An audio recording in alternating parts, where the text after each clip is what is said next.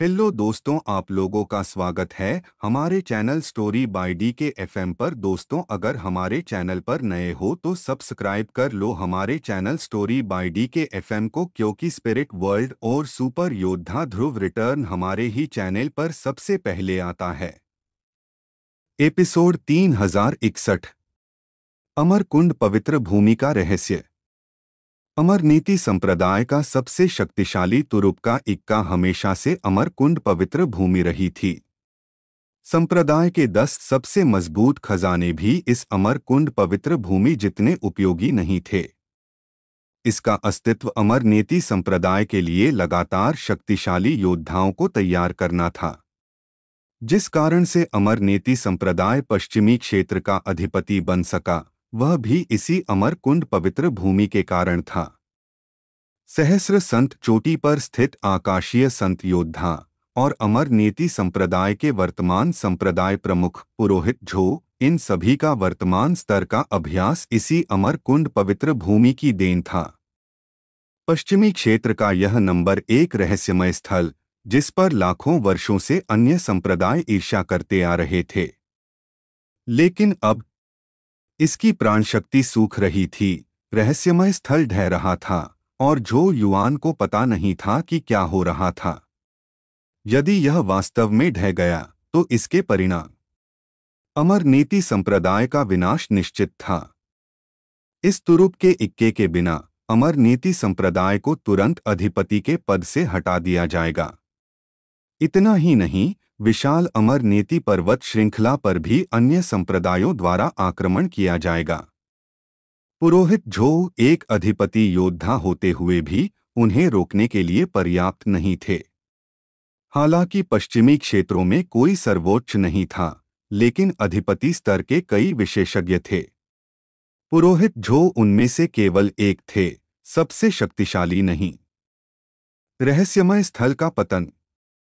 धूम धूम धूम। कुछ जोरदार धमाकों के साथ रहस्यमय स्थल का द्वार खुल गया। 18 संरक्षक अंदर दाखिल हुए और अमरकुंड रहस्यमय स्थल में जो कुछ हो रहा था उसे देखकर उनके चेहरे बदल गए। झो युआन ने तुरंत कहा, संरक्षक बुजुर्गों, क्या हुआ? इससे पहले कि वह अपनी बात पूरी कर पाता, एक सुनहरे कवच में लिपटा बुजुर्ग आगे बढ़ा, सीधे झो युआन के सामने खड़ा हो गया। उसकी आंखें चौड़ी हो गईं और उसने झो युआन को एक देवता की तरह घूरते हुए कहा, तुमने क्या किया? झो युआन का दिल डर से कांप उठा। वह तुरंत दब गया, अपने शरीर को नियंत्रित करने में असमर्थ था, क्योंकि वह कांपने लगा। 18 संरक्षक बुजुर्ग सभी शिखर आकाशीय संत थे, अधिपति से नीचे के सबसे मजबूत प्राणी। भले ही झो युआन का अभ्यास स्तर साधारण आकाशीय संतों से अधिक था, इन 18 संरक्षक बुजुर्गों के सामने वह केवल दबकर ही रह सकता था। उसने जल्दबाजी करने की हिम्मत नहीं की। इसके अलावा झो युआन को अमर नीति संप्रदाय के आंतरिक और बाहरी संप्रदाय के बुजुर्गों की परवाह नहीं थी और कोई भी उसका अनादर करने की हिम्मत नहीं करता था। लेकिन 18 संरक्षक बुजुर्ग अलग थे। वे उसके पिता से भी अधिक समय तक जीवित रहे थे और अमर नीति संप्रदाय के पूर्ण बुजुर्ग थे। यदि वे इस स्थान की रखवाली नहीं कर रहे होते तो वे बहुत पहले ही अधिपति अवस्था में प्रवेश कर चुके होते। उसे तो क्या, उसके पिता पुरोहित झो को भी सम्मान करना पड़ता। झो युआन का शरीर अंदर ही अंदर कांप रहा था। उसने जल्दी से कहा, मैंने कुछ नहीं किया। लीरा ने एक कदम आगे बढ़ाया और कहा, बुजुर्ग, हमने वास्तव में कुछ नहीं किया, लेकिन पवित्र भूमि की सच्ची आत्मा अचानक सूख गई। अब हमें क्या करना चाहिए? क्या इसे ठीक करने का अभी भी कोई मौका है? लीरा भी जानती थी कि अमरकुंड पवित्र खंडहर अमर नीति संप्रदाय के लिए क्या मायने रखता है। वह उस स्थान को नष्ट होते हुए नहीं देखना चाहती थी जहां वह आधे साल से रह रही थी। बुजुर्ग ने अपनी आभा वापस ले ली और आगे देखा। सुसु बड़बड़ाई, जब हम पहली बार रहस्यमय क्षेत्र में प्रवेश कर रहे थे तो क्या युवा संप्रदाय प्रमुख बाहर नहीं गए थे? हमने सभी प्रकार की अजीब चीखें भी सुनी थीं। उनमें से कुछ भयानक थीं, और फिर एक अजगर की दहाड़ भी थी। एक असीमित दिव्य प्रकाश भी था। क्या इन सब का रहस्यमय क्षेत्र पर कोई प्रभाव पड़ेगा? जो युआन की आंखें तन गईं क्योंकि उनमें से हत्या का इरादा फूट पड़ा। वह सुसु को एक ही मुक्के से मारने के लिए खुजली कर रहा था। उसी समय बुजुर्ग ने एक बार फिर झो युआन को घूरा। झो युआन का शरीर सिकुड़ गया क्योंकि वह और भी हिंसक रूप से कांप रहा था। इस समय वह एक 3 साल के बच्चे की तरह था जिसे एक भयंकर बलिष्ठ व्यक्ति घूर रहा हो, बिल्कुल हिलने की हिम्मत नहीं कर रहा हो। क्रोध की ज्वाला और अधिपति का आगमन। संरक्षक बुजुर्ग ने गंभीरता से कहा, मैंने तुम्हें दिव्य जानवरों को भड़काने के लिए चेतावनी दी थी, लेकिन तुमने नहीं सुना। Clock clock clock, clock clock clock. जैसे ही वह बोला, संरक्षक बुजुर्ग के शरीर से लगातार चटकने की आवाजें आ रही थीं। उसके शरीर पर क्रोध 1,00,000 फीट लंबी लौ की तरह था। अवरोध में हर कोई असीमित क्रोध को महसूस कर सकता था। सुसु का मुंह कस गया। वह एक पल के लिए हक्का बक्का रह गई, लेकिन वह अपने दिल में बुरी तरह हंस रही थी। तुम्हें मेरे बड़े भाई आर्यन के लिए मुश्किलें पैदा करने के लिए किसने कहा? हुम्फ। झो युआन का शरीर और भी कांप रहा था, और उसने कहा, बुजुर्ग, मैं। वह इतना डर गया था कि बोल भी नहीं पा रहा था। वह बुजुर्ग के शरीर पर जलती हुई लपटों को महसूस कर सकता था। यदि यह क्रोध उसे कुचल देता, तो वह राख हो जाता। इसी समय धूम, एक धीमी आवाज के साथ, रहस्यमय क्षेत्र को जबरदस्ती फाड़ दिया गया। इस पल में बस एक अधिपति स्तर की शक्ति की आभा तुरंत हमला कर गई। उसकी आकृति उतरी। पलक झपकते ही वह झो युआन के बगल में उतरा। झो युआन की आंखें चमक उठीं और उसने तुरंत कहा, पिता। यह ऐसा था जैसे वह एक विशाल समुद्र में जीवन रक्षक तिनके को पकड़ रहा हो। अमर नीति संप्रदाय के एकमात्र अधिपति पद के शक्तिशाली व्यक्ति। पुरोहित झो ने क्रुद्ध संरक्षक बुजुर्ग को देखा और खुद को नीचा करने के लिए मजबूर हो गए। बुजुर्ग, युवा एर उस दिव्य जानवर का मुकाबला नहीं कर पाया होगा। मुझे डर है कि कुछ ऐसा है जिसके बारे में हम नहीं जानते। झो युआन ने तुरंत कहा, सही सही सही, मेरी खेती एक दिव्य जानवर का मुकाबला नहीं है। मैं उसे बिल्कुल नहीं मार सकता। संरक्षक बुजुर्ग ने पुरोहित झो को एक दुर्भावनापूर्ण नजर से देखा। पुरोहित झो ने कहा, बुजुर्ग, अब सबसे महत्वपूर्ण बात इसे ठीक करने का तरीका सोचना है। संरक्षक बुजुर्ग ने गंभीरता से कहा, आप इसे कैसे ठीक करना चाहते हैं? मैंने आपको एक से अधिक बार बताया है कि अमरकुंड रहस्यमय क्षेत्र इतनी घनी सच्ची आत्मा क्यूई का उत्पादन क्यों कर पाया, वह उस दिव्य जानवर के कारण था। यह उसके शरीर से निकलने वाली शक्ति थी जिसने इस रहस्यमय क्षेत्र का समर्थन किया था, और अब वह रहस्यमय क्षेत्र में नहीं है। आत्मा क्यूई समाप्त हो गई है, और इस रहस्यमय क्षेत्र का पतन केवल समय की बात है। क्या आपने अमरकुंड रहस्यमय क्षेत्र के पतन के परिणामों के बारे में सोचा है? पुरोहित झो ने सिर हिलाया, यह मेरी लापरवाही थी, मेरी लापरवाही। मैं इसके लिए जिम्मेदार हूं। लेकिन बुजुर्ग, यह उतना गंभीर नहीं है जितना आप कहते हैं। अमर नीति संप्रदाय लाखों साल पहले का अमर नीति संप्रदाय नहीं है। हमारी वर्तमान शक्ति के साथ, भले ही हम अमर कुंड पवित्र खंडहरों को खो दें, अन्य संप्रदाय हमारा कुछ नहीं कर सकते। झो युआन ने भी कहा, सही सही। अमर कुंड पवित्र खंडहरों के बिना भी हमारी स्थिति इतनी आसानी से हिल नहीं सकती। पुरोहित झो ने कहा, युवा एर की खेती अमर नीति संप्रदाय में नंबर 1 है। 100 वर्षों के भीतर वह सर्वोच्च क्षेत्र में प्रवेश कर सकता है। जब वह सर्वोच्च क्षेत्र में प्रवेश करेगा तो क्या पश्चिमी क्षेत्रों के सभी संप्रदाय विनम्रतापूर्वक उसे प्रणाम नहीं करेंगे? 100 साल। संरक्षक बुजुर्ग ने झो युआन पर एक नजर डाली और कहा, आप अपने बेटे के बारे में बहुत अधिक सोचते हैं। क्या आपको लगता है कि सर्वोच्च क्षेत्र इतनी आसानी से तोड़ा जा सकता है? पुरोहित झो ने उसकी आंखों में तिरस्कार देखा और वह थोड़ा नाखुश हो गया। उसने कहा, युवा एयर की प्रतिभा सभी के लिए स्पष्ट है। वह अमर नीति संप्रदाय में नंबर 1, पश्चिमी क्षेत्रों में नंबर 1 बन जाएगा। साथ ही जब अमर कुंड पवित्र खंडहर ढह गया तो संरक्षक बुजुर्गों के रूप में आपने इसकी अच्छी तरह से रक्षा नहीं की। आपकी एक निर्विवाद जिम्मेदारी है। संरक्षक बुजुर्ग की भौहें तन गईं।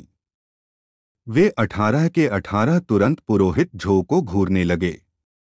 दबाव एक पहाड़ की तरह था। जब 18 शिखर आकाशीय संतों का दबाव जारी किया गया तो वह कितना दबंग था। लेकिन पुरोहित झो ने अपनी आंखें सिकोड़ी और उनके शरीर से एक अदृश्य अधिपति की शक्ति बाहर निकली जो सभी 18 शिखर आकाशीय संत आभाओं को अवरुद्ध कर रही थी। और तो और यह अत्यंत सहज था। आप लोगों को यह स्टोरी कैसी लग रही है, कमेंट करके जरूर बताएं। और बने रहे आप अपने जीवपति त्रिपाठी जी के साथ। धन्यवाद मित्रों। एपिसोड 3062। आप लोगों को यह स्टोरी कैसी लग रही है, कमेंट करके जरूर बताएं। और बने रहे आप अपने जीवपति त्रिपाठी जी के साथ। धन्यवाद मित्रों। परमप्रतापी युद्ध ऊर्जा, स्वर्गों तक अद्भुत। वह 18 शीर्षस्थ स्वर्ग संतों के दबाव को भी आसानी से रोक सकता था। अंधकार में एक शक्ति का उदय। दाओवादी झो की साधना भयावह थी। यहाँ तक कि झो युआन भी अपने आसपास के लोगों को नहीं समझ पा रहा था। 18 संरक्षक बुजुर्गों के चेहरे थोड़े बदल गए। दाओवादी झो की शक्ति उनकी उम्मीदों से कहीं ज्यादा थी। 18 के दबाव का सामना करने में सक्षम होना। यदि वे लड़ते तो दाओवादी झो अकेले ही उन सभी 18 को कुचल सकता था। ज्येष्ठ भ्राता, चलो इसकी जांच करते हैं। एक संरक्षक बुजुर्ग ने अपनी आभा वापस ले ली। तत्क्षण 18 शक्तियों का प्रवाह वापस ले लिया गया। दाओवादी झो मन ही मन ठंडी हंसी हंसा। मैं हमेशा से तुम लोगों का सम्मान करता रहा हूं। 18 सर्वोच्च स्वर्ग संतों की संयुक्त शक्ति तो बस इतनी ही है। हा हा हा हा हा हा। वह अपने दिल में बेतहाशा हंसा।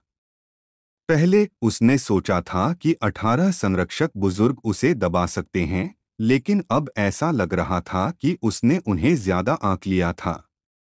इसकी पुष्टि करने के बाद दाओवादी झो अत्यंत प्रसन्न हुआ। अमर नीति संप्रदाय में कोई भी ऐसा नहीं था जो उससे मुकाबला कर सके। जब तक झो युआन तेजी से उन्नति कर सकता था, तब भी यदि वह एक अधिपति बन जाता तो पिता और पुत्र अमर नीति संप्रदाय को मजबूती से नियंत्रित कर सकते थे। कोई भी उन्हें हिला नहीं पाएगा। इसके अलावा उसके हाथ में अभी भी लीरा, एक तुरुप का पत्ता थी। दबाव हटा। दाओवादी झो ने सूंघा, चलो बाहर चलते हैं। झो युआन के मुंह के कोनों पर एक संतुष्ट मुस्कान उभरी। वह 18 संरक्षक बुजुर्गों को देखकर असीम संतुष्टि महसूस कर रहा था। एक उदासीन स्वर में उसने कहा, बुजुर्गों, ध्यान से जांच करें। यदि आप कारण खोजने में विफल रहते हैं तो यह आपकी जिम्मेदारी होगी। हम 18 बुजुर्गों ने उसे देखा तक नहीं। झो युआन उनकी उपेक्षा से क्रोधित हो गया। उसने सोचा, इतने संतुष्ट मत हो। प्रतीक्षा करो जब तक मेरी दानव मार्ग तलवार इच्छा शक्ति में सुधार न हो जाए। मैं तुम सभी बूढ़े बुजुर्गों को एक ही तलवार से मार डालूंगा। इसके तुरंत बाद झो युआन अपने पिता के पीछे गुप्तलोक से बाहर निकला। लीरा और बाकी भी बाहर आ गए। एक अप्रत्याशित खुशी। भीड़ में यांग जिन का हृदय उथल पुथल में था। अमर रसातल पवित्र खंडहर गुप्तलोक ढह गया है। पश्चिमी क्षेत्र का नंबर 1 गुप्तलोक ढह गया है। अमर नीति संप्रदाय का सबसे बड़ा सहारा चला गया है। हाँ हाँ हाँ, तो अमर नीति संप्रदाय का कयामत दूर नहीं है। यांग जिन बहुत प्रसन्न हुआ। अमर नीति संप्रदाय में प्रवेश करने का उसका प्रारंभिक लक्ष्य तांत्रिक बौद्ध संप्रदाय का शिष्य बनना था। वह तांत्रिक बौद्ध संप्रदाय के शिष्यों की संख्या और पहचान को समझना चाहता था। उसे उम्मीद नहीं थी कि उसे अमर रसातल पवित्र खंडहर के पतन के बारे में पता चलेगा। कहा जा सकता है कि इस बार उसे बड़ी सफलता मिली थी। इस सहारे के बिना अमर नियति संप्रदाय के अच्छे दिन समाप्त हो जाएंगे। यांग जिन ने मन ही मन सोचा, स्वर्गीय जानवर अमर रसातल पवित्र खंडहर का सबसे बड़ा रहस्य है। उसे झो युआन की राक्षसी तलवार इच्छा शक्ति से मार दिया जाना चाहिए था, लेकिन आर्यन वहां क्यों है? उसे झो युआन ने गोली मार दी थी। क्या वह मर गया है? यांग जिन को आर्यन की गहरी छाप थी। कितना अफसोस।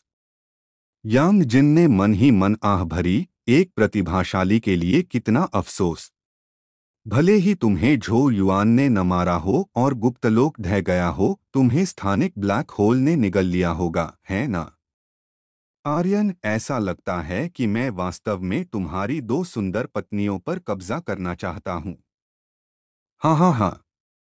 आर्यन की वापसी। आछू आछू आछू।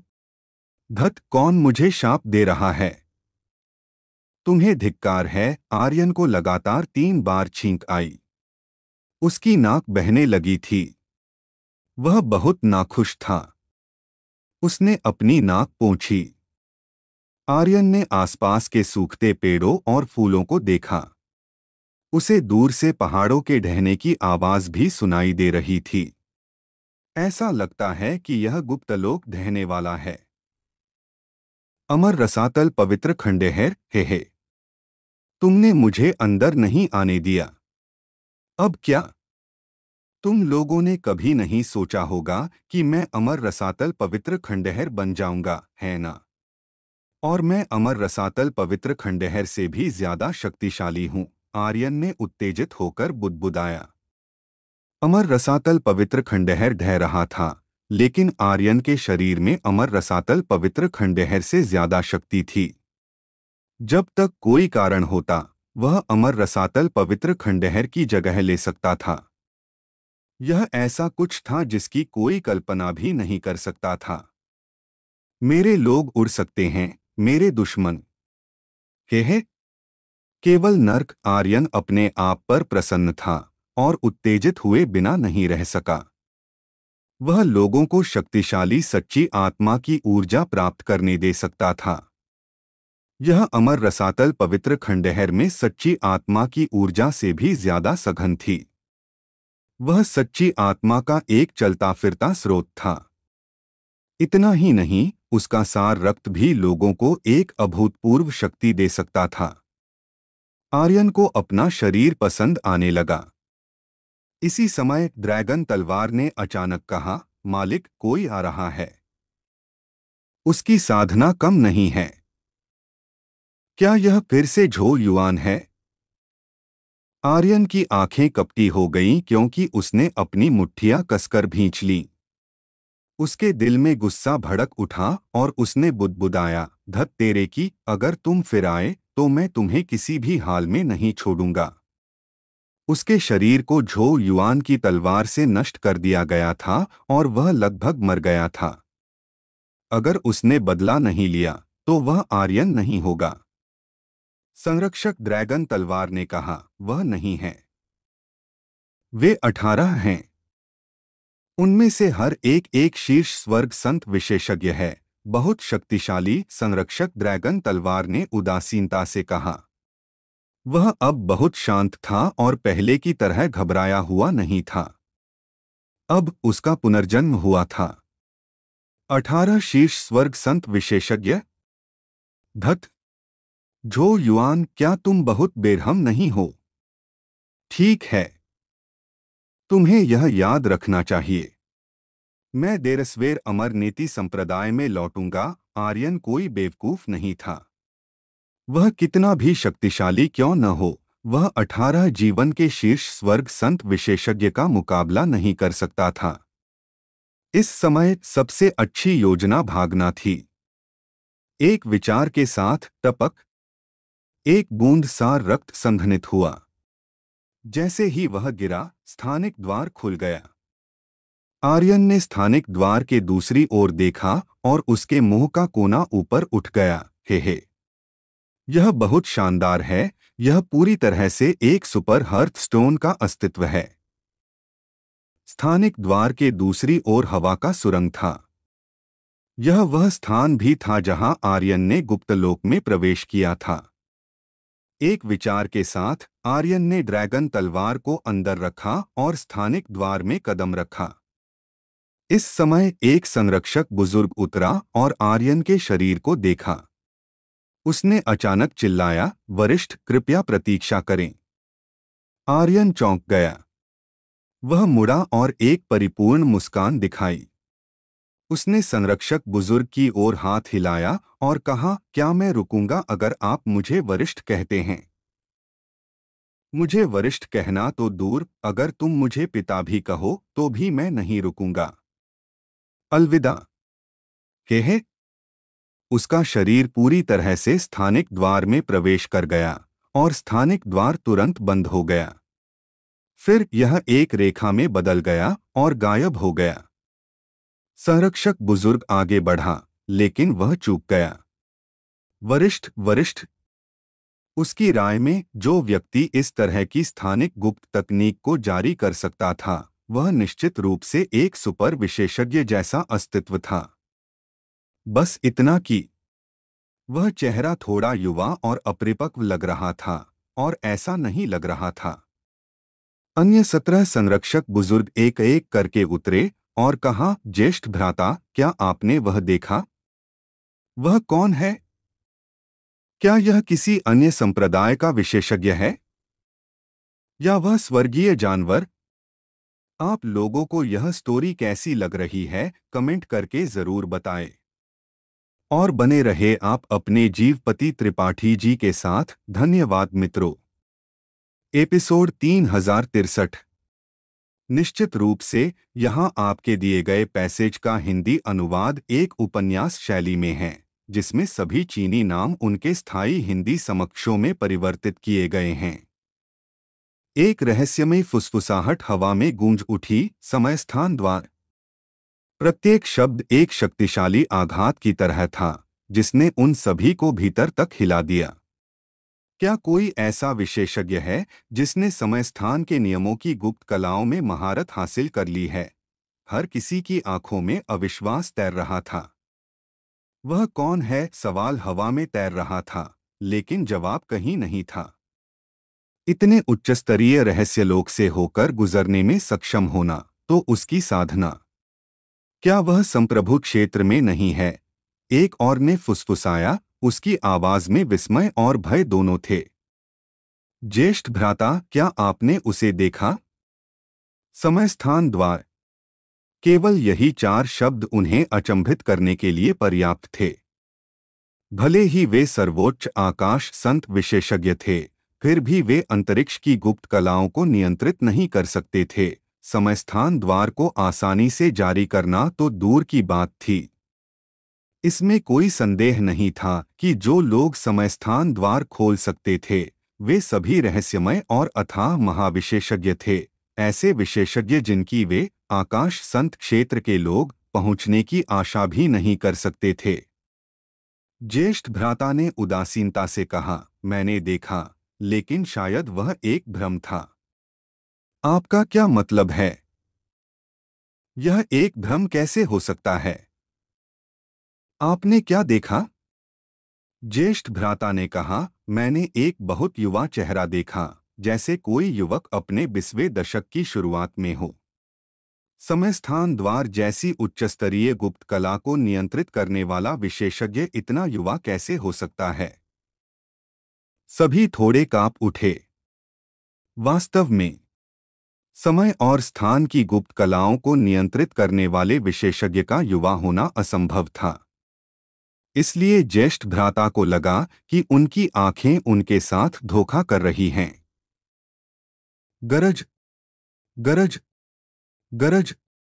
दूर पहाड़ ढह गए और धरती फट गई।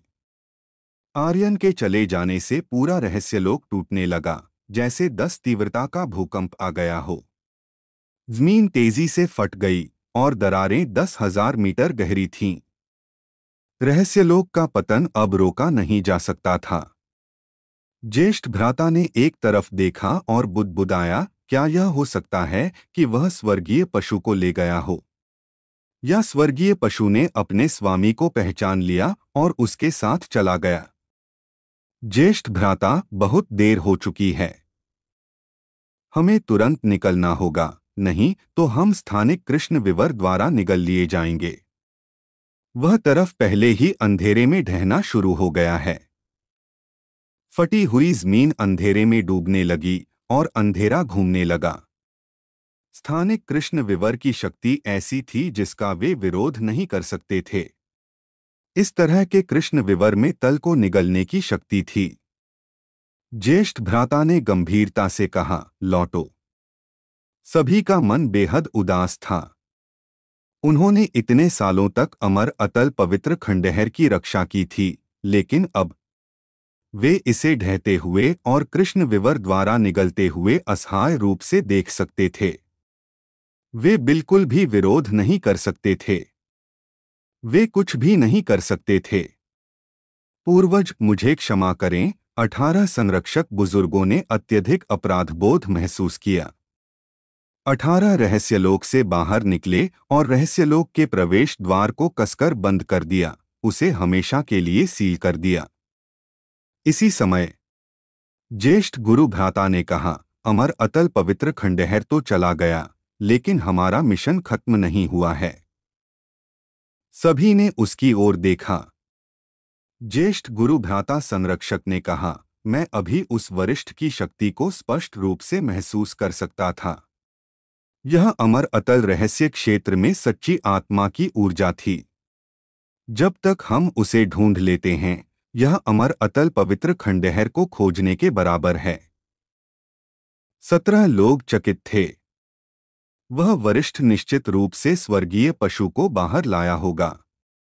जब तक हम उसे ढूंढ लेते हैं, हमें एक नया अमर अतल पवित्र स्थल मिल जाएगा। सभी सिहर उठे और एक बुजुर्ग ने कहा, ज्येष्ठ भ्राता, हम उसे लोगों के समुद्र में कहाँ ढूंढेंगे? यह तो छोड़िए कि हम उसे ढूंढ पाएंगे या नहीं।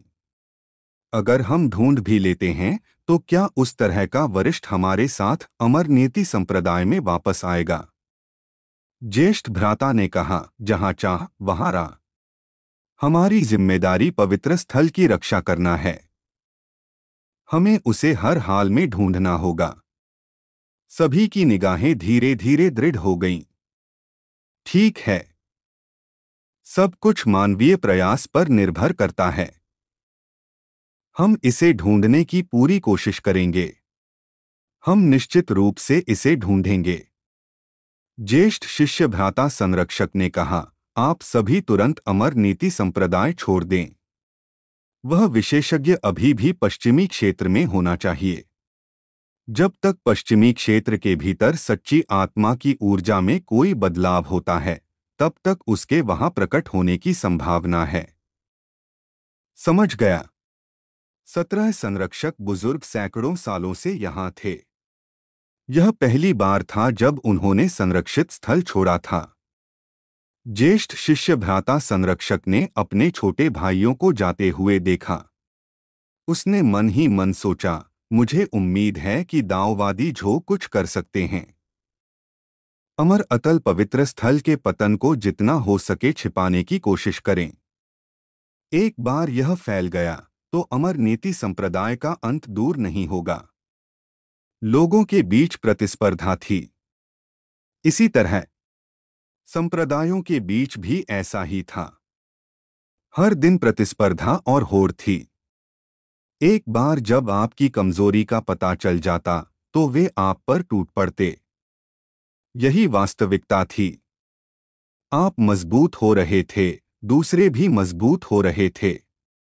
एक बार जब आप मजबूत होना बंद कर देते तो दूसरे आपको पछाड़ देते और आप निगल लिए जाते। अमर नीति संप्रदाय।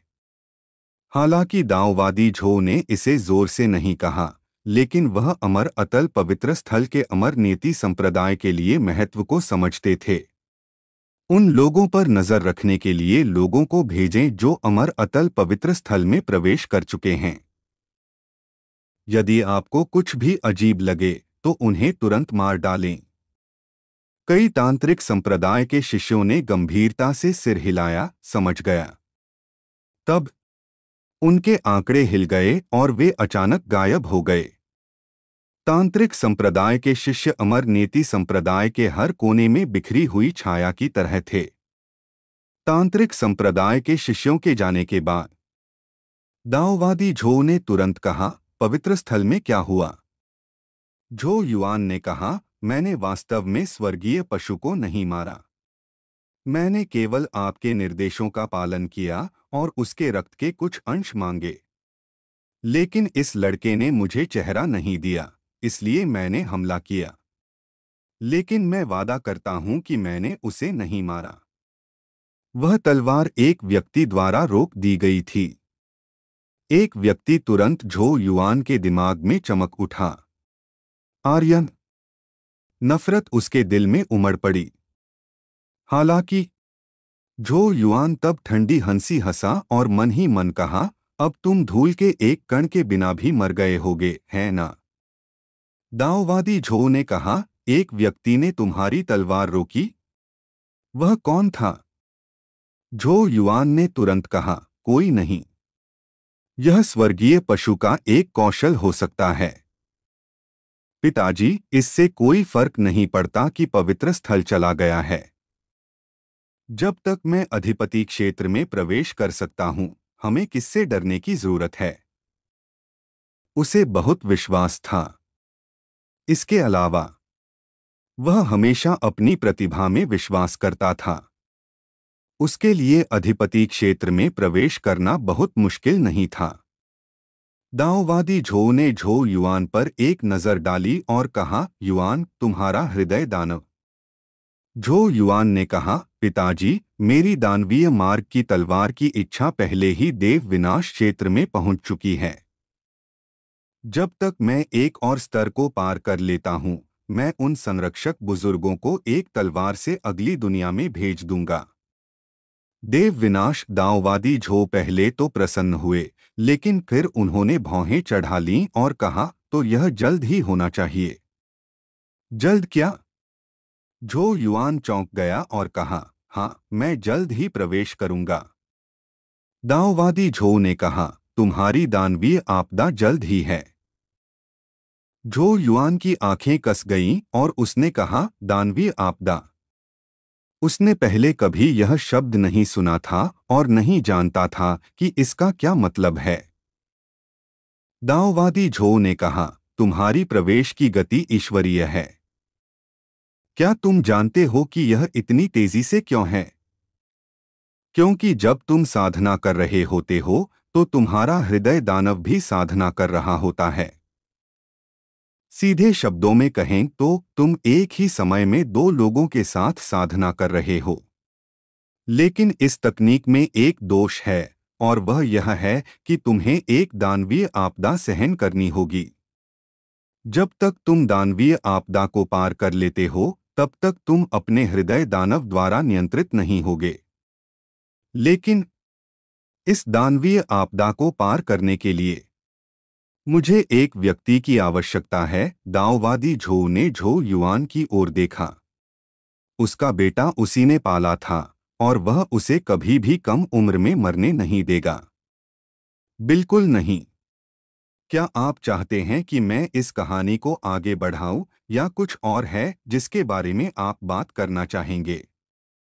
आप लोगों को यह स्टोरी कैसी लग रही है, कमेंट करके जरूर बताएं। और बने रहे आप अपने जीवपति त्रिपाठी जी के साथ। धन्यवाद मित्रों। एपिसोड 3064। डिंग। सिस्टम सूचना अनुभव बिंदु +18 889 020। अद्भुत। आर्यन की आंखें थोड़ी खुलीं।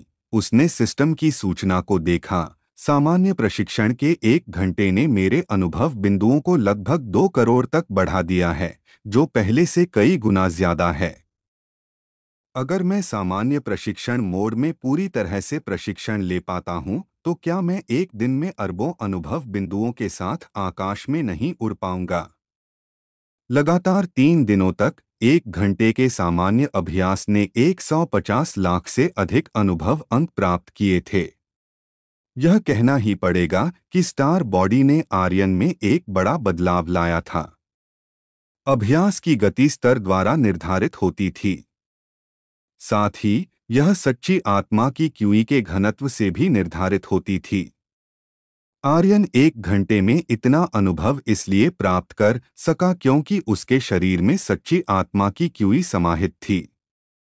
हालांकि मैं दिन में केवल 1 घंटे ही अभ्यास कर सकता हूं, लेकिन 1 करोड़ से अधिक अनुभव अंक मेरे लिए राक्षसी जानवरों का शिकार करने के लिए पर्याप्त हैं।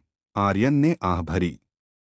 कुछ बॉसस्तरीय राक्षसी जानवरों के अलावा सामान्य राक्षसी जानवर आर्यन को एक दिन में केवल हजारों अनुभव अंक ही देते थे। स्तर बढ़ाना बहुत मुश्किल है। आर्यन बुदबुदाया।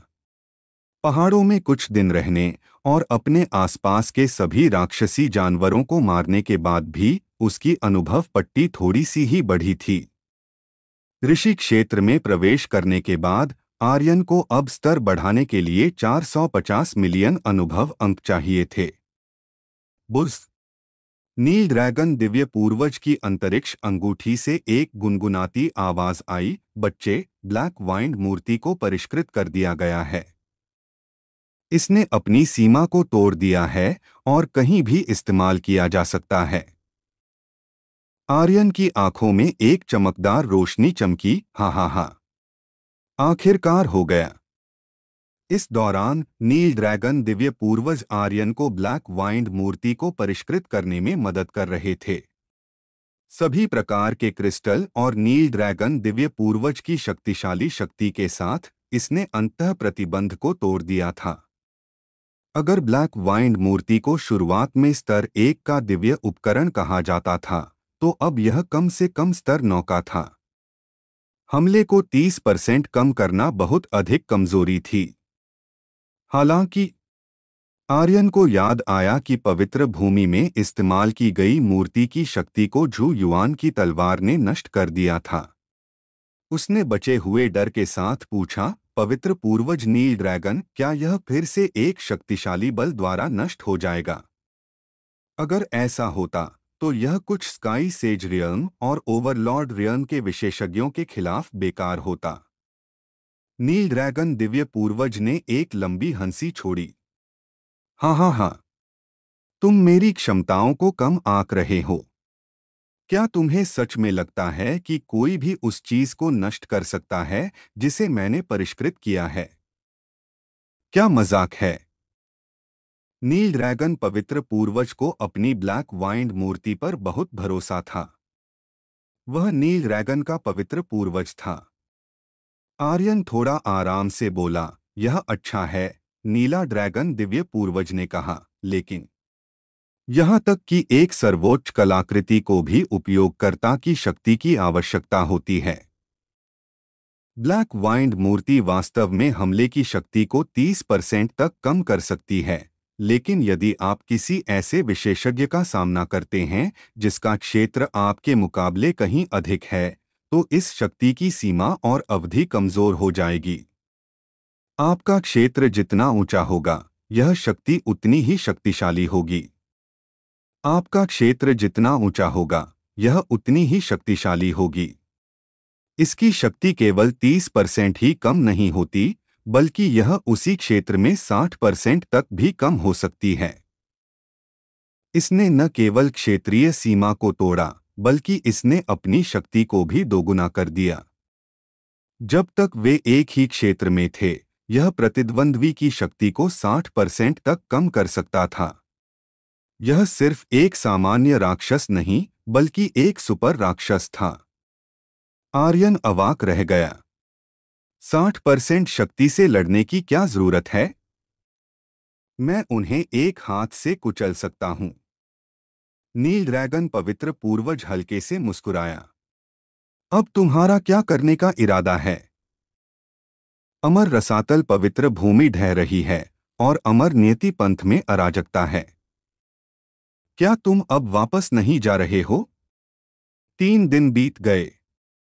सब कुछ शांतिपूर्ण लग रहा था, लेकिन अमर रसातल पवित्र भूमि के ढहने की खबर फैल चुकी थी और पश्चिमी क्षेत्रों के सभी पंथों को इसके बारे में पता था।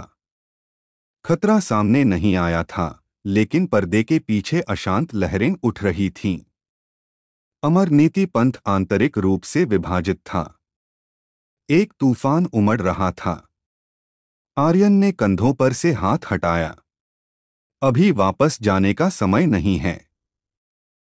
और भी कोई बात नहीं, अमर नेति पंथ अभी भी पश्चिमी क्षेत्रों में एक आधिपत्य स्तरीय पंथ है। भले ही वे एक गुप्त क्षेत्र खो दें, वे इतनी जल्दी ढहेंगे नहीं। अमर नीति पंथ अत्यंत शक्तिशाली था। भले ही वह पतन की ओर जा रहा था, अल्पकाल में यह कोई बड़ी बात नहीं थी।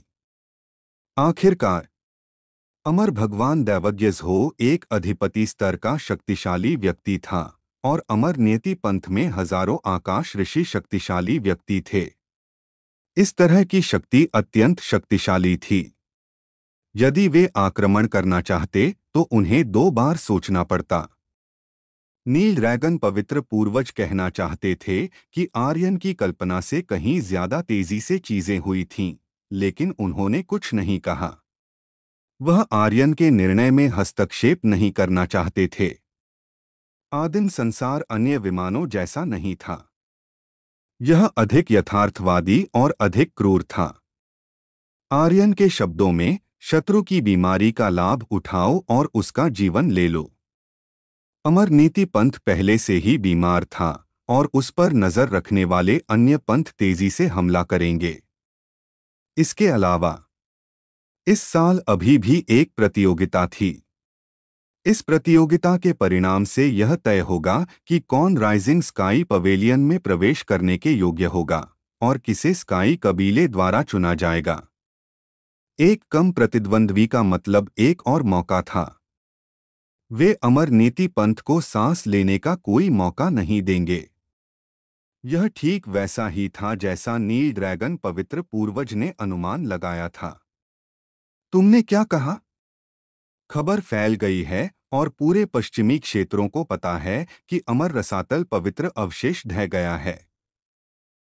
धड़ाम! दैवज्ञो ने ऊंचे किलिन सिंहासन से अपनी हथेली पटकी।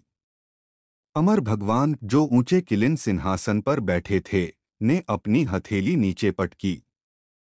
हॉल ऑफ 10,000 सेजेस में अमर भगवान क्रोधित थे। हॉल में माहौल विस्फोटकों से भरा लग रहा था, किसी भी क्षण फटने को तैयार था। हॉल में स्काई सेज एल्डर्स को भी बेहद असहज महसूस हुआ। खबर फैलने की गति उनकी उम्मीदों से कहीं ज्यादा थी। दैवज्ञो की नज़र तांत्रिक वेश में एक एल्डर पर पड़ी और उन्होंने धीमी आवाज में कहा, तांत्रिक पंथ क्या कर रहा है? मैंने कहा था कि खबर लीक नहीं होनी चाहिए। शिष्य कहाँ हैं? एल्डर ने कहा, वे सभी नियंत्रण में हैं। मार डालो, दैवज्ञो ने बिना किसी झिझक के कहा। उनमें से कोई जासूस जरूर होगा। एल्डर ने तुरंत कहा, मैं तुरंत करता हूं। एक हल्की हलचल के साथ झांग जुआन मायरीड सेंट्स पीक से बाहर निकल गया। उसके पीछे तांत्रिक पंथ के शिष्य तेजी से पीछे चले। मुख्य हॉल में एक एल्डर ने कहा, अमर भगवान, यह उन शिष्यों ने नहीं फैलाई होगी जिन्होंने खबर फैलाई। जहां तक मुझे पता है, अमर रसातल पवित्र खंडहर के संरक्षक एल्डर्स सभी अमर नीति पंथ छोड़कर चले गए हैं। वे शायद अशिष्ट दैवज्ञ हो ने गंभीरता से कहा, एल्डर को जारी रखने से रोकते हुए। संरक्षक एल्डर्स दूसरों की तरह नहीं थे। वे साधारण एल्डर नहीं थे और दैवज्ञ हो भी ऐसी बात नहीं कह सकते थे। इसके अलावा यदि ऐसा होता तो अमर नीति पंथ के लोगों का दिल जोखिम में होता। यह और भी अस्थिर होता। एल्डर तुरंत अपनी मूल स्थिति में लौट आया और एक शब्द भी नहीं कहा। झो युआन ने कहा, पिताजी, मुझे नहीं लगता कि एल्डर यांग की बात का कोई मतलब है। भले ही उन्होंने खबर न फैलाई हो, उन्होंने अमर नीति पंथ क्यों छोड़ा? जब अन्य पंथों ने उन्हें देखा तो उन्हें स्वाभाविक रूप से पवित्र भूमि के ढहने के बारे में पता चल जाएगा। क्या आप चाहते हैं कि मैं इस कहानी को आगे बढ़ाऊं? आप लोगों को यह स्टोरी कैसी लग रही है, कमेंट करके जरूर बताएं। और बने रहे आप अपने जीवपति त्रिपाठी जी के साथ। धन्यवाद मित्रों। एपिसोड 3065 रहस्य और षड्यंत्र। पुजारी झो की आंखें गहरी हो गईं और वह शांत हो गए। वह हॉल में इधर-उधर टहलने लगे। उन्हें संरक्षक बुजुर्गों पर पूरा विश्वास था। वे अमर पाताल पवित्र भूमि और अमर नीति दल के रक्षक थे। वे अमर पाताल पवित्र भूमि के पतन की खबर कभी बाहर नहीं जाने देंगे। लेकिन झो युआन के शब्दों ने उन्हें संदिग्ध बना दिया। उन्होंने कहा, अगर ऐसा है तो मुझे असभ्य होने का दोष मत देना। तुरंत किसी को जांच के लिए भेजो। अगर सबूत मिलते हैं। झो युआन ने तुरंत कहा, पिताजी, मैं तुरंत जांच करूंगा। जैसे ही झो युआन निकलने वाले थे, तांत्रिक दल के बुजुर्ग हॉल में लौट आए और बोले, अमर प्रभु, पवित्र भूमि में प्रवेश करने वाले शिष्यों को मारना है, लेकिन 10 मिनट से भी कम समय में दर्जनों प्रतिभाशाली शिष्यों को मार दिया गया। तांत्रिक दल का कार्य करने का तरीका तेज और निर्णायक था। पुजारी झो ने ठंडी आह भरी, लेकिन क्या? तांत्रिक दल के बुजुर्ग ने कहा, युवा दल के मालिक के अलावा 3 लोग छूट गए। पुजारी झो की आंखें फैल गईं और उन्होंने नाराजगी से कहा, छूट गए? तुम्हें अभी भी खबर देने का समय है अगर वे छूट गए। क्या तुम चाहते हो कि मैं तुम्हें लोगों का पीछा करना और उन्हें मारना सिखाऊं? तांत्रिक दल के बुजुर्ग ने कहा, अमर प्रभु, 2 शिष्यों को राजकुमारी ने बचाया था। एक शिष्य भी था जिसका नाम यांग जिन था, जो रहस्यमय तरीके से मर गया। राजकुमारी? पुजारी झो की आंखें सिकुड़ गईं। झो युआन ने तुरंत पूछा, वे 2 शिष्य? तांत्रिक दल के बुजुर्ग ने कहा, एक का नाम सुसु है और दूसरी का नाम लान मेई है। वे दोनों पूर्वी शाही नगर से हैं। झो युआन ने कहा, पिताजी, वे जासूस नहीं होने चाहिए। इस बिंदु पर झो युआन की पुतलियां थोड़ी कस गईं। आर्यन के साथ उनके संबंधों को सोचते हुए उनका दिल कांप उठा और उन्होंने कहा, पिताजी, उन दोनों को मुझ पर छोड़ दें। मैं व्यक्तिगत रूप से उनसे पूछताछ करूंगा। पुजारी झो ने झो युआन की ओर देखा और उसे याद दिलाया, युआन, राजकुमारी के सामने तुम्हें खुद पर नियंत्रण रखना होगा। लीरा उनके लिए बहुत महत्वपूर्ण थीं। इसके अलावा शादी की तारीख नजदीक आ रही थी। वह इस महत्वपूर्ण मोड़ पर परेशानी नहीं चाहते थे। झो युआन ने सिर हिलाया और कहा, मुझे याद रहेगा। उसके दिल में बुराई आ गई। वे दोनों महिलाएं शानदार सुंदरियां हैं। उन्हें बिस्तर पर लाना बहुत अच्छा होगा। हाँ हाँ हाँ। आर्यन, तुम जैसे कचरे को मुझसे लड़ना है। तुम मुझसे मुकाबला नहीं कर सकते, बल्कि मैं तुम्हारी औरत को भी छीन लूंगा। हाँ हाँ हाँ। झो युआन उत्साहित था। पूर्वी शाही नगर का हर्षोल्लास। पूर्वी शाही नगर ठीक सामने है। आर्यन अमर नीति दल में वापस नहीं गया। इसके बजाय वह पूर्वी शाही नगर चला गया। उसने रक्त चंद्र रानी और 3 रात्रि दानव बहनों से वादा किया था कि वह उनसे मिलने वापस आएगा और उनकी खेती की प्रगति की जांच करेगा।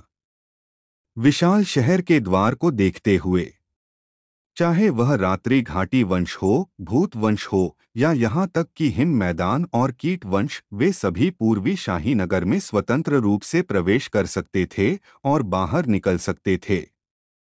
आर्यन मन ही मन खुश था।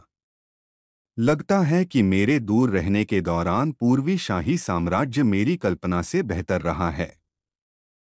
आर्यन पूर्वी शाही नगर में तेजी से बढ़ा। वह सीधे पूर्वी सम्राट अकादमी की ओर बढ़ा। विजय, विजय! प्रभु आर्यन इस वर्ष के अमर नीति दल के चैंपियन बन गए हैं। सुसु, लान मेई और तान दापाओ भी सफलतापूर्वक अमर नीति दल में प्रवेश कर चुके हैं। प्रभु आर्यन सफल हुए।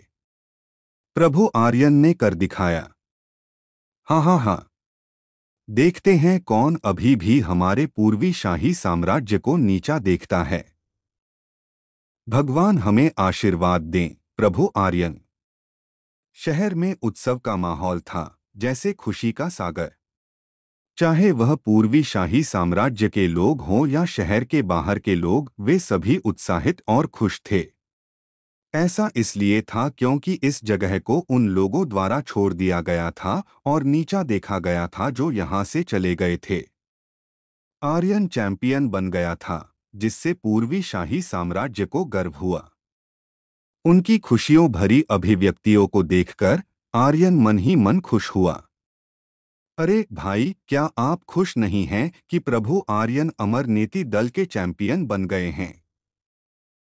और आप बहुत नाखुश दिख रहे हैं। कहीं ऐसा तो नहीं कि आप प्रभु आर्यन से नफरत करते हैं? आर्यन पूर्वी सम्राट अकादमी के द्वार पर चला गया और उसे अकादमी के कुछ शिष्यों ने रोक लिया। आसपास के लोग जयकार कर रहे थे, लेकिन आर्यन शांत दिख रहा था। उसके लिए यह बात बहुत पहले ही हो चुकी थी और वह खुद चैंपियन था, लेकिन इस चैंपियन को वह उपचार नहीं मिला जो एक चैंपियन को मिलना चाहिए था, और अमर नीति दल ने भी उसे नाखुश किया था। यह सोचते हुए आर्यन के चेहरे पर एक कड़वी मुस्कान दिखाई दी। तुरंत कुछ लोगों ने तुरंत आर्यन को घूरना शुरू कर दिया। आर्यन ने कहा, मैं भी खुश हूं। एक मोटे व्यक्ति ने कहा, मुझे नहीं लगता कि आप खुश हैं। ऐसा लगता है जैसे आप मेरा मजाक उड़ा रहे हैं। सही कहा। मैंने भी देखा। वह मेरा मजाक उड़ा रहा है। वह प्रभु आर्यन का मजाक उड़ा रहा है। बच्चे, तुम प्रभु आर्यन का मजाक उड़ाने की हिम्मत करते हो? क्या तुम मौत को दावत दे रहे हो? आर्यन ने पूर्वी शाही साम्राज्य को बचाया था, लेकिन कई लोगों ने उसे पहले कभी नहीं देखा था। इसके अलावा पूर्वी शाही साम्राज्य के लोगों के दिलों में आर्यन एक देवता था, एक ऐसा देवता जिसका अपमान नहीं किया जा सकता था। यहाँ तक कि अनादर के शब्द भी स्वीकार्य नहीं थे, मजाक तो दूर की बात थी। 4 या 5 शिष्यों ने तुरंत आर्यन को घेर लिया। बोलो, क्या तुम प्रभु आर्यन का मजाक उड़ा रहे हो? अगर तुम प्रभु आर्यन का मजाक उड़ाने की हिम्मत करते हो, तो मैं तुम्हें यहाँ से पूर्वी शाही साम्राज्य से बाहर निकाल दूंगा। उनकी आंखें ऐसी थीं जैसे आर्यन उनके पिता का हत्यारा हो, जिससे आर्यन को समझ नहीं आया कि हंसे या रोए। उसने कहा, तुम लोग वास्तव में गलत समझ रहे हो। मैं किसी का भी मजाक उड़ाऊं, मैं खुद का मजाक नहीं उड़ाऊंगा। खुद का मजाक? आपका क्या मतलब है? मोटे व्यक्ति ने तेजी से प्रतिक्रिया दी और कहा, तुमने कहा कि तुम प्रभु आर्यन हो। जैसे ही उसने समाप्त किया, हाँ हाँ हाँ, हाँ हाँ हाँ, आसपास के लोग तुरंत जोर से हंसने लगे। आर्यन ने गंभीर चेहरे से कहा, मैं वास्तव में आर्यन हूं। मोटे व्यक्ति ने कहा, बच्चे, अगर तुम आर्यन हो तो मैं आर्यन का भाई हूँ, हा हा हा। तुम अभी भी प्रभु आर्यन हो। मुझे लगता है कि वह पिटाई की तलाश में है। तुम क्या बकवास कर रहे हो? तुम हमारे देवता का मजाक उड़ाने की हिम्मत करते हो, तुम कहने की हिम्मत करते हो कि तुम प्रभु आर्यन हो, उसे पीटो। एक और शब्द कहे बिना 4 या 5 शिष्य आगे बढ़े। आर्यन के शरीर पर आभा अचानक हिल उठी। धमाका।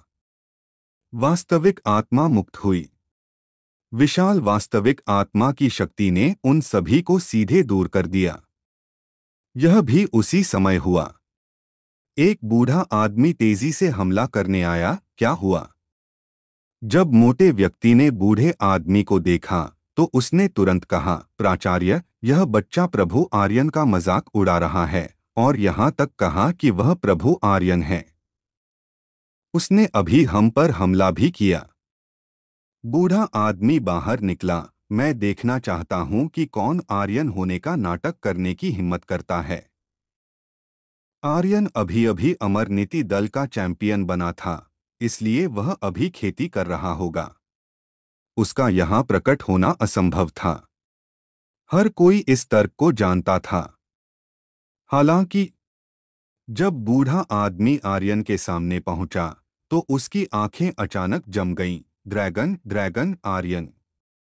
आर्यन भी थोड़ा हैरान था और बोला, बुजुर्ग कियान।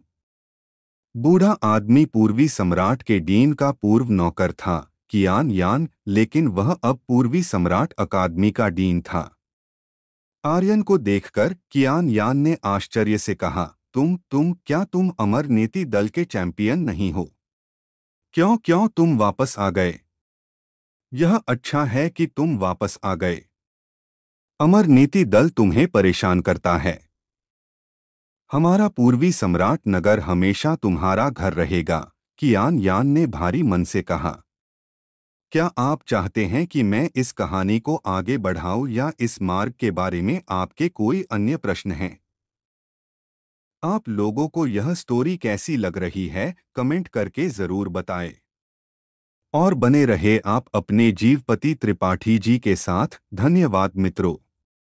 हेलो दोस्तों, आप लोगों का स्वागत है हमारे channel story by DK FM और स्टोरी बाय डीके एफएम 2.0 पर। दोस्तों, अगर हमारे चैनल पर नए हो तो सब्सक्राइब कर लो हमारे channel story by DK FM और स्टोरी बाय डीके एफएम 2.0 को, और वीडियो पर लाइक और कमेंट भी कर दिया करो ताकि हमें पता चल सके कि आप लोगों को ये स्टोरी के साथ लग रहा है। स्पिरिट वर्ल्ड और सुपर योद्धा ध्रुव रिटर्न के असली एपिसोड आपके YouTube channel story bye DKFM, जिसमें लगभग 11,000 सब्सक्राइबर हैं, और YouTube channel story bye DKFM 2.0 और Telegram channel Dhruv return season 4 story by DKFM पर अपलोड होते हैं। अगर आप लोग दूसरे चैनलों पर एपिसोड सुन रहे हो तो उस चैनलों को अनसब्सक्राइब कर दो और मेरे channel YouTube channel story bye DKFM, जिसमें लगभग 11,000 सब्सक्राइबर हैं, और YouTube channel story bye DKFM 2.0 और Telegram channel Dhruv return season 4 story by DKFM से जुड़ने की कोशिश करो ताकि आप ओरिजिनल एपिसोड और सबसे पहले एपिसोड पा सको। एपिसोड 3066। आप लोगों को यह स्टोरी कैसी लग रही है, कमेंट करके जरूर बताएं। और बने रहे आप अपने जीवपति त्रिपाठी जी के साथ। धन्यवाद मित्रों। पूर्व सम्राट नगरी, एक नए युग की गाथा।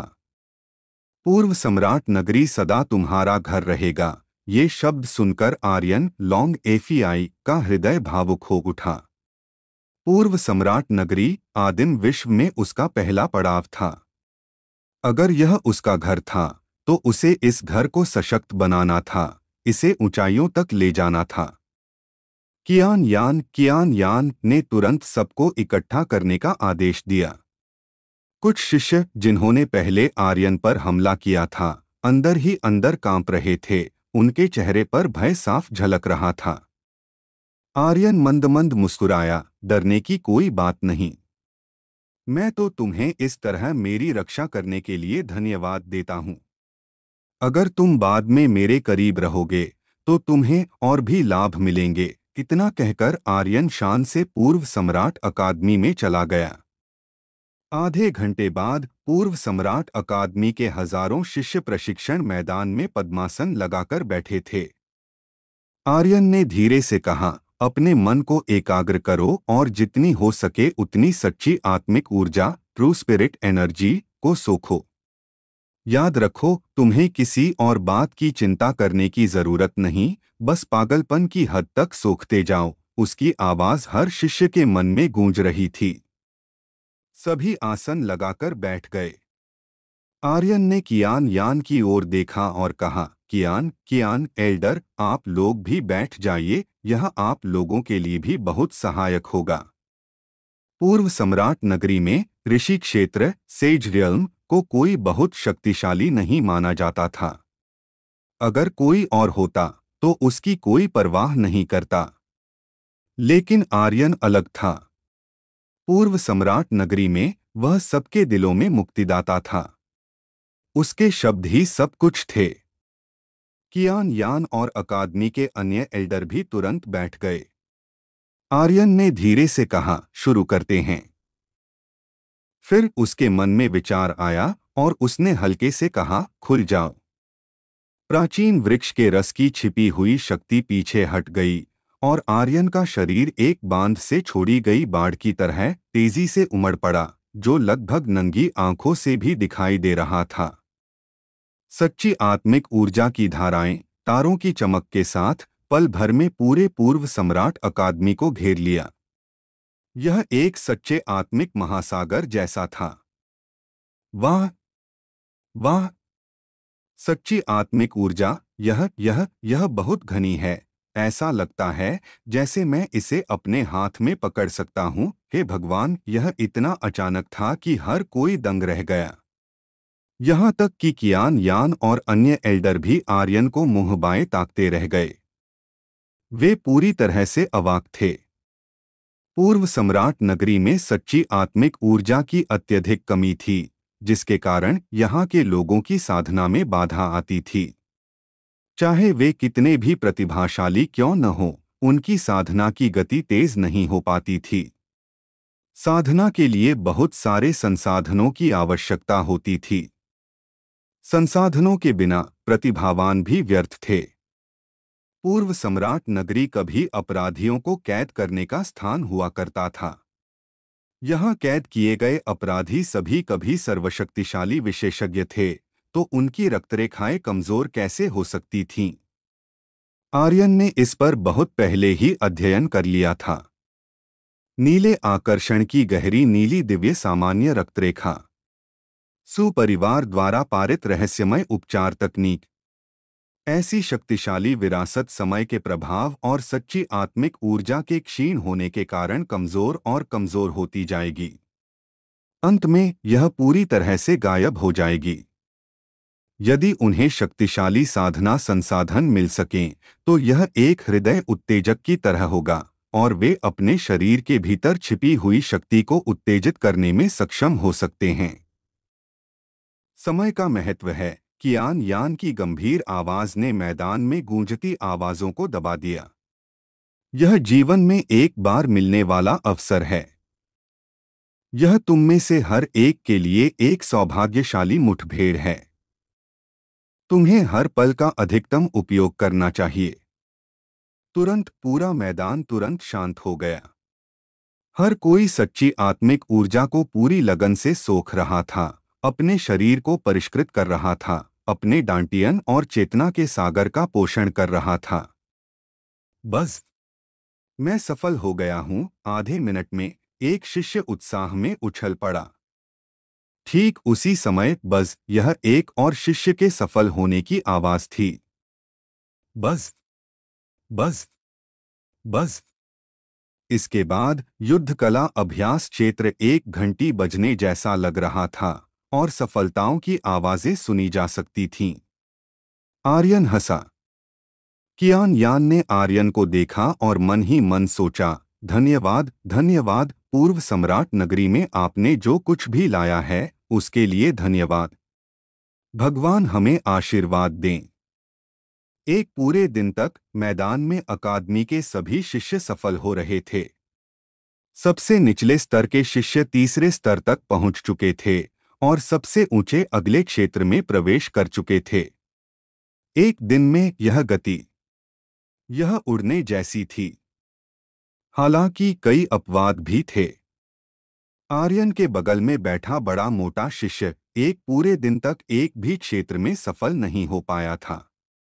उसकी भौहें थोड़ी पसीने से भीगी हुई थीं और अपने आसपास के लोगों को एक के बाद एक सफल होते देख वह बहुत बेचैन था। वह बेतहाशा सच्ची आत्मिक ऊर्जा को सोख रहा था, लेकिन उसका शरीर एक अथाह खाई जैसा था।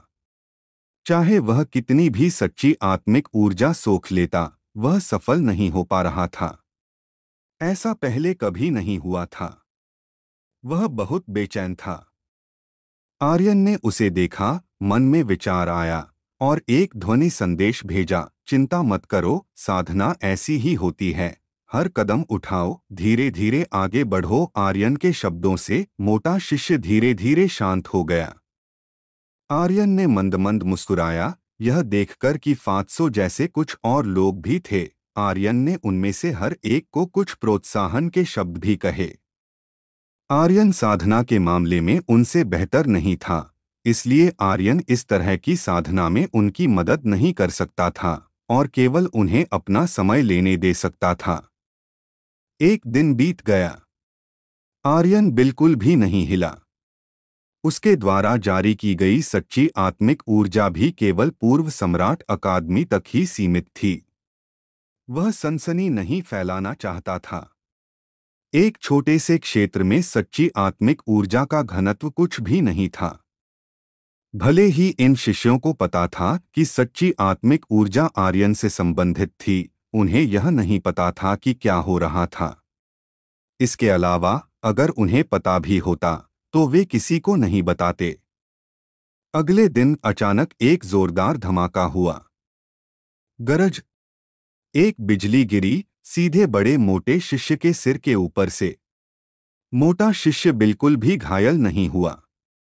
इतना ही नहीं, उसके शरीर में अचानक कड़कती हुई बिजली चमक उठी और उसके हाथों के हिलने पर उसके हाथों में बिजली बढ़ने लगी। एक छोटी सी बिजली की चमक पूरी तरह से उसके हाथों में नियंत्रित थी। मोटे शिष्य ने अपनी आंखें खोलीं, अपने शरीर पर बिजली को देखा और थोड़ा घबराकर कहा, मैंने अपने शरीर में छिपी हुई रक्तरेखा को जगा दिया है। मैं बिजली को नियंत्रित कर सकता हूं। आर्यन ने कहा, कोशिश करो। कियान यान ने कहा, दूर की शिक्षण भवन पर कोशिश करो। मोटे शिष्य ने सांस रोके रखी, उसके डांटियन में सच्ची आत्मिक ऊर्जा उमड़ी। दाहिने हाथ को पलटते हुए उसने इमारत की ओर प्रहार किया। ठीक उसी क्षण कचा गरज! आकाश में एक धमाका हुआ। बिजली का एक मोटा बोल्ट आकाश को चीरता हुआ नीचे आया और सीधे इमारत को धूल में बदल दिया। मोटा शिष्य तुरंत दंग रह गया। उसने कियान यान को डरे हुए चेहरे से देखा और कहा, प्रिंसिपल, मैंने जानबूझकर नहीं किया। मैं हाँ हाँ हाँ हाँ हाँ हाँ। आर्यन और कियान यान एक साथ जोर से हंस पड़े। ठीक उसी समय गरज! एक और धमाका हुआ। भीड़ में एक शिष्य अचानक हवा में उड़ गया। इस क्षण उसकी पीठ से अचानक सुनहरे पंखों की एक जोड़ी निकल आई। आर्यन ने उत्साह से कहा, एक और जागा। एक कोने में एक महिला शिष्य ने एक भयावह अभिव्यक्ति का खुलासा किया। पलक झपकते ही उसका पूरा शरीर बदल गया, एक 3 मीटर ऊंचे कवचधारी युद्धक्षु में बदल गया। गरज! उसने एक भयानक दहाड़ लगाई। आप लोगों को यह स्टोरी कैसी लग रही है, कमेंट करके जरूर बताएं। और बने रहे आप अपने जीवपति त्रिपाठी जी के साथ। धन्यवाद मित्रों। एपिसोड 3067। वाह! यह तो एक रोमांचक यात्रा की शुरुआत लग रही है। मैं इस पैसेज को उपन्यास शैली में हिंदी में अनुवाद करने और आपके द्वारा दिए गए सभी नामों और शब्दों का उपयोग करने के लिए तैयार हूँ। असाधारण जागरण। पूर्वी सम्राट नगर, जहां हर किसी की नजर में यह केवल कूड़ेदान से भरा एक पिछड़ा हुआ शहर था, अचानक एक असाधारण परिवर्तन का गवाह बन गया। एक ही झटके में 9 लोगों के भीतर छिपी शक्तियां जागृत हो उठीं। यह किसी चमत्कार से कम न था। केवल 2 दिनों के भीतर उनका रक्त वंश सामान्य से बढ़कर देवता स्तर तक पहुंच गया था। इस अप्रत्याशित घटना से हर कोई हक्का बक्का रह गया। प्रारंभिक सदमा तो कियान यान को लगा, फिर पूर्वी सम्राट अकादमी के शिक्षकों की आंखें भी विस्मय से फैल गईं। और हाँ, हमारे आर्यन भी कम हैरान न थे। उन 9 लोगों के भीतर का सोया हुआ रक्तवंश अब पूरी तरह जागृत हो चुका था। ऐसा लग रहा था मानो कोई प्राचीन द्वार खुल गया हो और उनके शरीर के भीतर की शक्ति प्रचंड वेग से बाहर उमड़ पड़ी। उनके शरीर लगातार एक के बाद एक धड़ाम धड़ाम धड़ाम की गड़गड़ाहट के साथ अपनी सीमाओं को तोड़ रहे थे। अचानक ही पूरा मार्शल आर्ट्स का अभ्यास क्षेत्र उन 9 जागृतों का मंच बन गया था। हाँ हाँ हाँ, कियान यान जोर से हंसा। उसने उन 9 लोगों की ओर देखा, फिर उसकी दृष्टि आर्यन पर टिकी और उसने कहा, आर्यन, तुम्हें स्वर्ग ने ही पूर्वी सम्राट नगर को बचाने के लिए भेजा है। आर्यन ने एक हल्की सी मुस्कान दी और कहा, इस स्थान को दुनिया ने नीचा दिखाया है, दूसरों ने इसका मजाक उड़ाया है और इसे कूड़ेदान का ढेर कहा है, लेकिन हम खुद को कैसे छोड़ सकते हैं? उसकी आवाज में दृढ़ता थी। एक व्यक्ति को जीवन केवल एक बार मिलता है। अगर वे डर गए तो वे हार जाएंगे। कियान यान ने बुदबुदाया, अगर तुम डर गए तो तुम हार जाओगे। क्या खूब कहा, क्या खूब कहा। आधा घंटा बीत चुका था। 9 के 9 व्यक्ति आर्यन के सामने आए और सीधे घुटनों के बल बैठ गए, कहने लगे, धन्यवाद स्वामी आर्यन। आर्यन ने अपना दाहिना हाथ उठाया और सच्ची आत्मा ऊर्जा की एक शक्तिशाली लहर ने उन्हें घुटने टेकने से पहले ही ऊपर उठा लिया। उसने कहा, क्या तुम मेरे साथ चलने को तैयार हो? 9 लोगों ने एक दूसरे को देखा, भारी मन से सिर हिलाया और कहा, हाँ। उनके दिलों में उत्साह उमड़ रहा था। आर्यन उनके दिलों में एक देवतासमान अस्तित्व था। आर्यन ने तियान कुल के शक्तिशाली योद्धाओं के खिलाफ लड़ाई लड़ी थी और पूर्वी सम्राट नगर को बचाया था। ये कहानियां किंवदंतियों की तरह फैल चुकी थीं। आर्यन द्वारा चुना जाना उनके लिए किसी सपने जैसा था। आर्यन ने कहा, जल्दी मत करो सहमति देने की। अगर तुम मेरा साथ दोगे तो हो सकता है कि किसी भी समय तुम्हारी जान चली जाए। तुम्हें इस दुनिया के सबसे शक्तिशाली व्यक्ति से लड़ना पड़ सकता है और तुम्हारा परिवार भी नष्ट हो सकता है। तुम्हारे पास अपनी पसंद है। 9 लोगों ने बिल्कुल भी संकोच नहीं किया और भारी आवाज में कहा, स्वामी आर्यन के साथ लड़ने का अवसर पाना हमारे जीवन का सम्मान है। चाहे हम जिए या मरें, हम आपकी कसम खाते हैं कि हम आपका अनुसरण करेंगे। उनकी आंखों में दृढ़ संकल्प भरा था और वे अत्यंत उत्साहित थे। आर्यन ने कहा, ठीक है, आज से तुम मेरे साथ रहोगे। ये 9 लोग असाधारण रूप से प्रतिभाशाली थे। उन सभी 9 में अलग अलग क्षमताएं थीं। चाहे उनके पूर्वज किसी भी प्रकार के विशेषज्ञ रहे हों, जब तक वे आर्यन का साथ देते, वह निश्चित रूप से उन्हें इस दुनिया के शीर्ष विशेषज्ञ बना देता। एक नई यात्रा की ओर। अगले दिन आर्यन ने पूर्वी शाही नगर छोड़ दिया। बड़े कियान, मैं पूर्वी शाही नगर तुम्हें सौंपता हूं, आर्यन ने निर्देश दिया। कियान यान ने कहा, चिंता मत करो। मैं तुम्हें दिए गए कार्य को पूरा करने के लिए अपनी पूरी कोशिश करूंगा। मैं इन सभी बच्चों को जगाऊंगा। पाप की भूमि में कोई कमजोर नहीं है।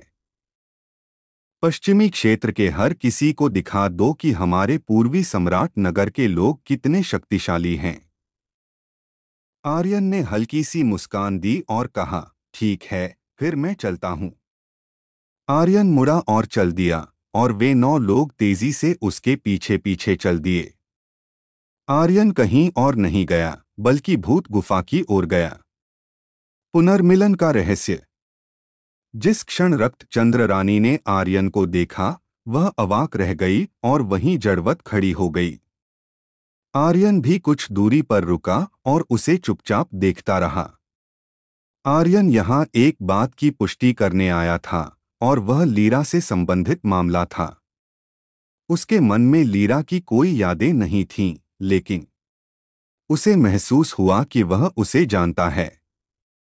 अगर लीरा वाकई उसकी स्त्री थी, तो वह कभी किसी को उस पर हाथ नहीं डालने देता।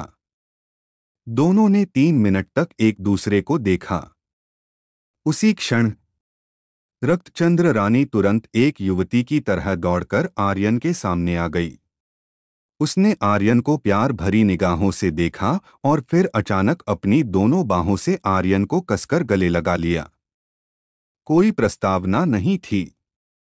उसे अपने आसपास के लोगों की भी परवाह नहीं थी। उसकी दुनिया में आर्यन ही एकमात्र था। चाहे वह कहीं भी हो, चाहे कोई भी अवसर हो, उसकी आंखों में केवल आर्यन ही था। यह बिल्कुल ध्यान की तरह था, जहां व्यक्ति निस्वार्थता की स्थिति में पहुंच जाता है। इसके बाद आर्यन ने तुरंत रक्तचंद्र रानी को एक दबंग तरीके से उठा लिया। उसके कदम हवा से भी तेज थे और वह पल भर में वहीं से गायब हो गया। रक्तचंद्र रानी ने अपने हाथ आर्यन की गर्दन पर रखे और आर्यन को प्यार भरी आंखों से देखती रही। उसने पलक भी नहीं झपकाई, मानो अगर वह पलक झपकाती तो आर्यन गायब हो जाता। पूरी रात प्रेम की थी। एक दिन और एक रात ऐसा लग रहा था जैसे उसे थकान का एहसास ही नहीं था। अंततः रक्तचंद्र रानी थककर चूर हो गई और उसके शरीर की सारी हड्डियां मानो ढीली पड़ गई थीं। वह एक छोटी सी स्त्री की तरह लाड़ प्यार से आर्यन की बाहों में झूल गई। स्वामी, मैंने आपको बहुत याद किया। आर्यन का चेहरा खुशी से भरा था और उसने कहा, मैंने भी। रक्तचंद्र रानी ने आर्यन को और कसकर गले लगा लिया, लेकिन कुछ ही सेकंड बाद उसके हाथ धीरे से ढीले पड़ गए और उसने कहा, क्या आपने बाकी बहनों को ढूंढ लिया?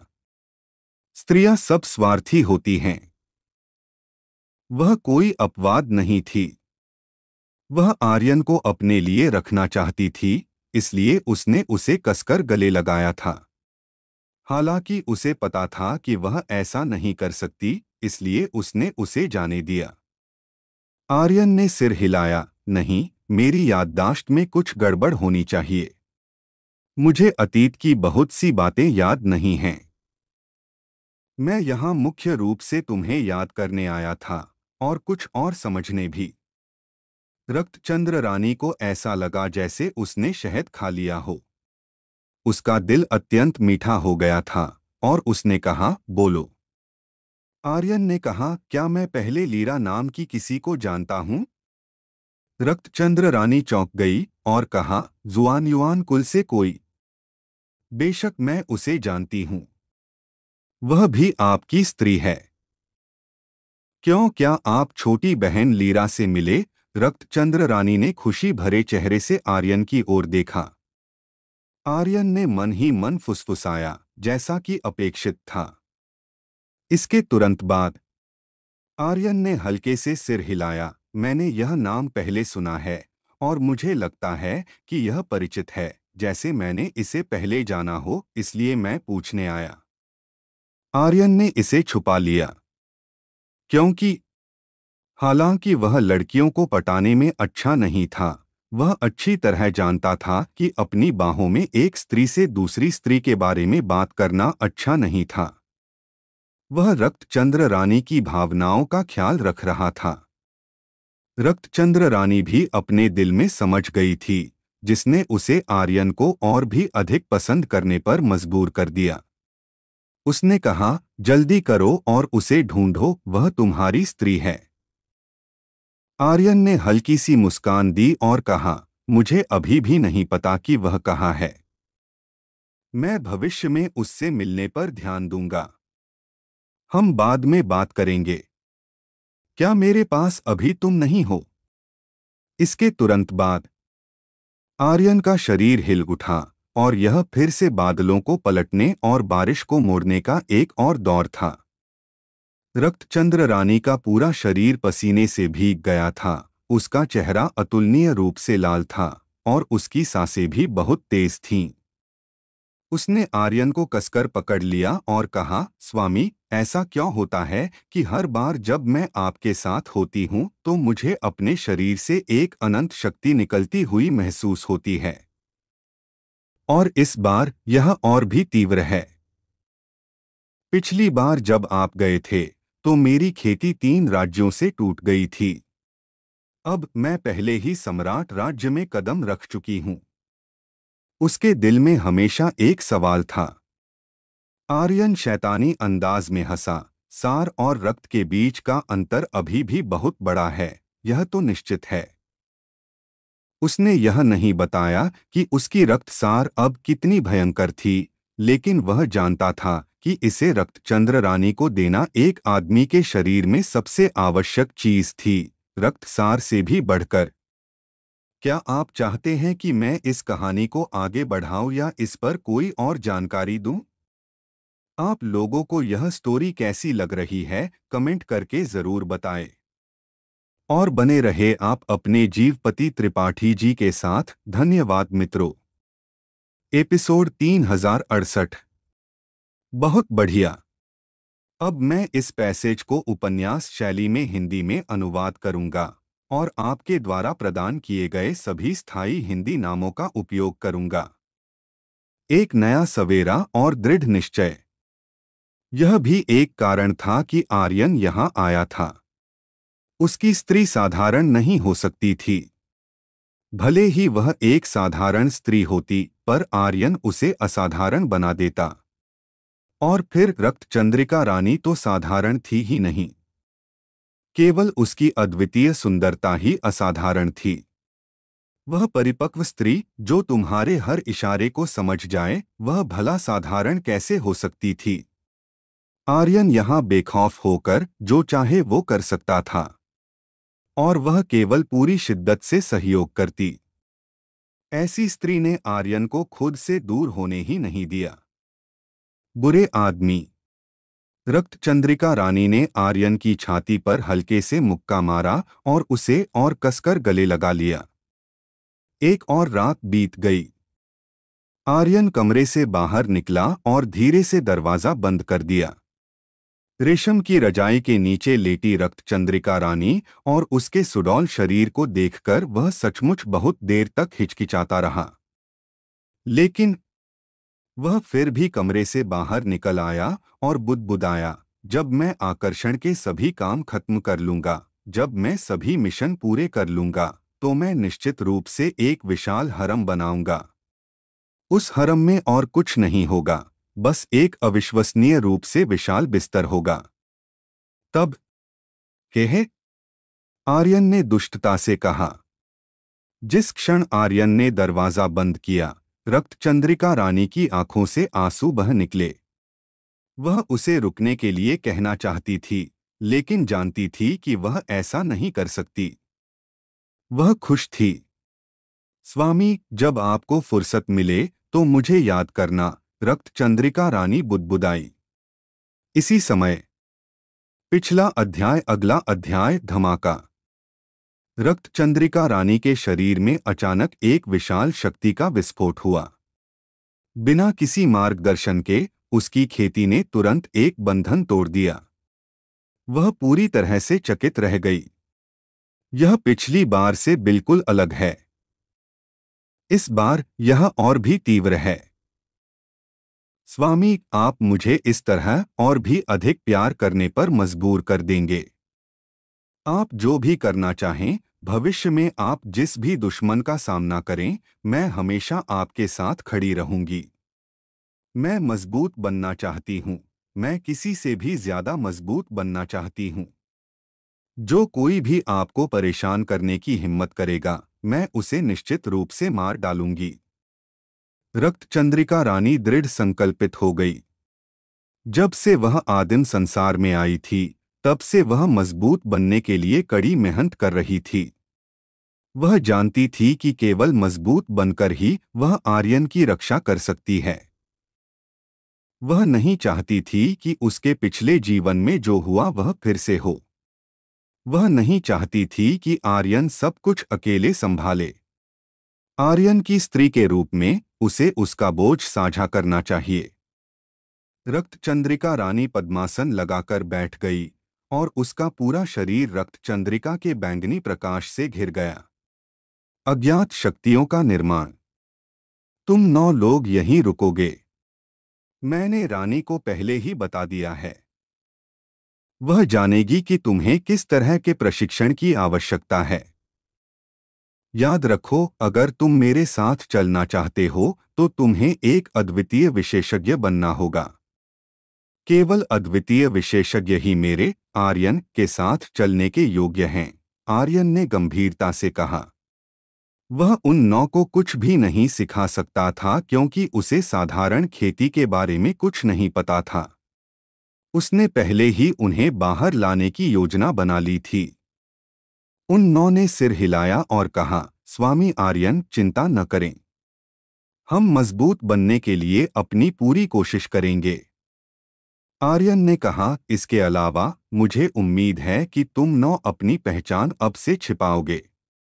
किसी भी प्रतियोगिता में भाग मत लेना, न ही किसी पंथ के चयन में भाग लेना। मैं चाहता हूं कि तुम पूरी तरह से छिप जाओ। एक बार जब तुम एक निश्चित स्तर तक खेती कर लोगे तो मैं तुम्हें एक सर्वोच्च शक्ति प्रदान करूंगा। यह उसकी शक्ति थी। उसे इसे गुप्त रूप से बनाना था। इसके अलावा अब उसके पास अपनी शक्ति बनाने की योग्यता और शक्ति थी, क्योंकि उसका शरीर अंतहीन सच्ची आत्मा ऊर्जा छोड़ सकता था। इसके अतिरिक्त उसका रक्तसार भी अंतहीन शक्ति पैदा कर सकता था। उन 9 ने आर्यन की बातों पर बिल्कुल भी संदेह नहीं किया और गंभीरता से सिर हिलाया। आर्यन के प्रति उनके दिलों में केवल पूजा थी। आर्यन ने कहा, ठीक है, तुम लोग जाओ। मुझे उम्मीद है कि अगली बार जब हम मिलेंगे तो तुम में एक बहुत बड़ा बदलाव आएगा। उन 9 ने प्रेत गुफा के लोगों के साथ अंधेरे में प्रवेश किया। आर्यन ने अपना सिर घुमाकर दूर देखा और धीरे से कहा, पत्नी, मैं जा रहा हूं। इसके बाद आर्यन मुड़ा और चला गया, रात्रि घाटी की दिशा में तेजी से बढ़ता हुआ। 3 रात्रि दानव बहनों ने अपनी हत्या की शक्ति को किस स्तर तक पहुंचाया था? आर्यन को अभी उन तीनों की शक्ति की वास्तव में आवश्यकता थी। डोंगहांग नगर की खेती क्षमता बढ़ाने के लिए, रक्त चंद्रिका रानी से लीरा के बारे में पता लगाने के लिए, और फिर आर्यन 3 रात्रि दानव बहनों को रात्रि घाटी से बाहर लाना चाहता था। उन्हें अपनी क्षमताओं को सही मायने में प्रदर्शित करने दें। एक दिन बाद रात्रि घाटी पूरी तरह से शांत। यह एक निर्जन घाटी जैसा लग रहा था। आर्यन ने अपनी आभा नहीं छिपाई जब वह रात्रि घाटी में चला गया। वह जानना चाहता था कि रात्रि घाटी क्या बन गई थी। रास्ते में उसने कोई आभा महसूस नहीं की। यह सतर्कता का स्तर। क्या ऐसा हो सकता है कि रात्रि घाटी मेरी योजना के अनुसार प्रशिक्षण नहीं कर रही है? आर्यन का दिल कस गया। अगर ऐसा था तो तीनों रात्रि दानव बहनों को बाहर लाने की कोई आवश्यकता नहीं थी। बस इतना ही। जिस क्षण वह वास्तव में रात्रि घाटी के भूमिगत महल में प्रवेश किया, घूंघट घूंघट घूंघट, हत्या के इरादे की लहरें उमड़ पड़ी, लेकिन अंधेरे में आर्यन कोई आकृति नहीं देख पाया। इतना ही नहीं, आर्यन अपनी आभा भी महसूस नहीं कर पाया। वह केवल हवा में हत्या का इरादा महसूस कर सकता था। ऐसा इसलिए था क्योंकि वह हत्या के इरादे के प्रति विशेष रूप से संवेदनशील था। हत्या का इरादा? आर्यन की आंखें थोड़ी संकरी हो गईं। उसने ऐसा नाटक किया जैसे उसे कुछ भी पता न हो और भूमिगत महल की गहराई में चला गया। उसी पल अचानक उसके सामने एक आकृति प्रकट हुई और उसके हाथ में खंजर उसकी गर्दन पर वार करने के लिए बढ़ा। एक ठंडी रोशनी चमकी, बिजली की तरह। आर्यन चौंक गया। अगर उसकी प्रतिक्रिया तेज न होती तो उसका गला कट जाता। प्रथम श्रेणी की गति, प्रथम श्रेणी की छिपी हुई आभा, बस खेती में थोड़ी कमी जैसे ही उसने समाप्त किया। आर्यन का दाहिना हाथ हिल गया और शक्ति की एक लहर सीधे अंधेरे की ओर बढ़ गई। धमाका! उसने अचानक पीछे की ओर वार किया। एक काले कपड़े वाला हत्यारा अंधेरे से बाहर निकला और जमीन पर जोर से गिरा। आर्यन ने हल्की सी आवाज निकाली और कहा, एक हत्यारा आत्मघाती दस्ता नहीं होता। यदि आपका हमला नहीं लगता है तो आप अगले ही पल हमला नहीं करेंगे, बल्कि खुद को और तेजी से छिपाएंगे और गायब हो जाएंगे, हमले के दूसरे मौके का इंतजार करेंगे। यदि आपका हमला नहीं लगता है तो आप अपनी आभा को उजागर कर देंगे, जो बहुत घातक है। रात्रि घाटी का शिष्य थोड़ा चौंक गया और पूछा, आप कौन हैं? आर्यन हल्के से मुस्कुराया और कहा, क्या यह आपकी रात्रि घाटी के हत्यारों की शक्ति है? जैसे ही उसने समाप्त किया, आर्यन की भौहें थोड़ी सिकुड़ गईं।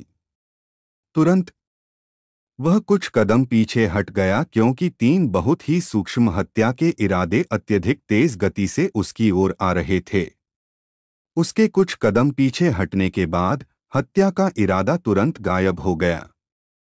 आर्यन का मन कस गया, अब इसे महसूस नहीं कर सकते इसी क्षण। आर्यन की गर्दन पर एक बर्फीला खंजर था। उसकी पीठ पर भी एक खंजर था जहां उसका दिल था। सबसे महत्वपूर्ण बात यह थी, तीसरा व्यक्ति प्रकट नहीं हुआ। वह इंतजार कर रही थी। वह सहयोग भी कर रही थी।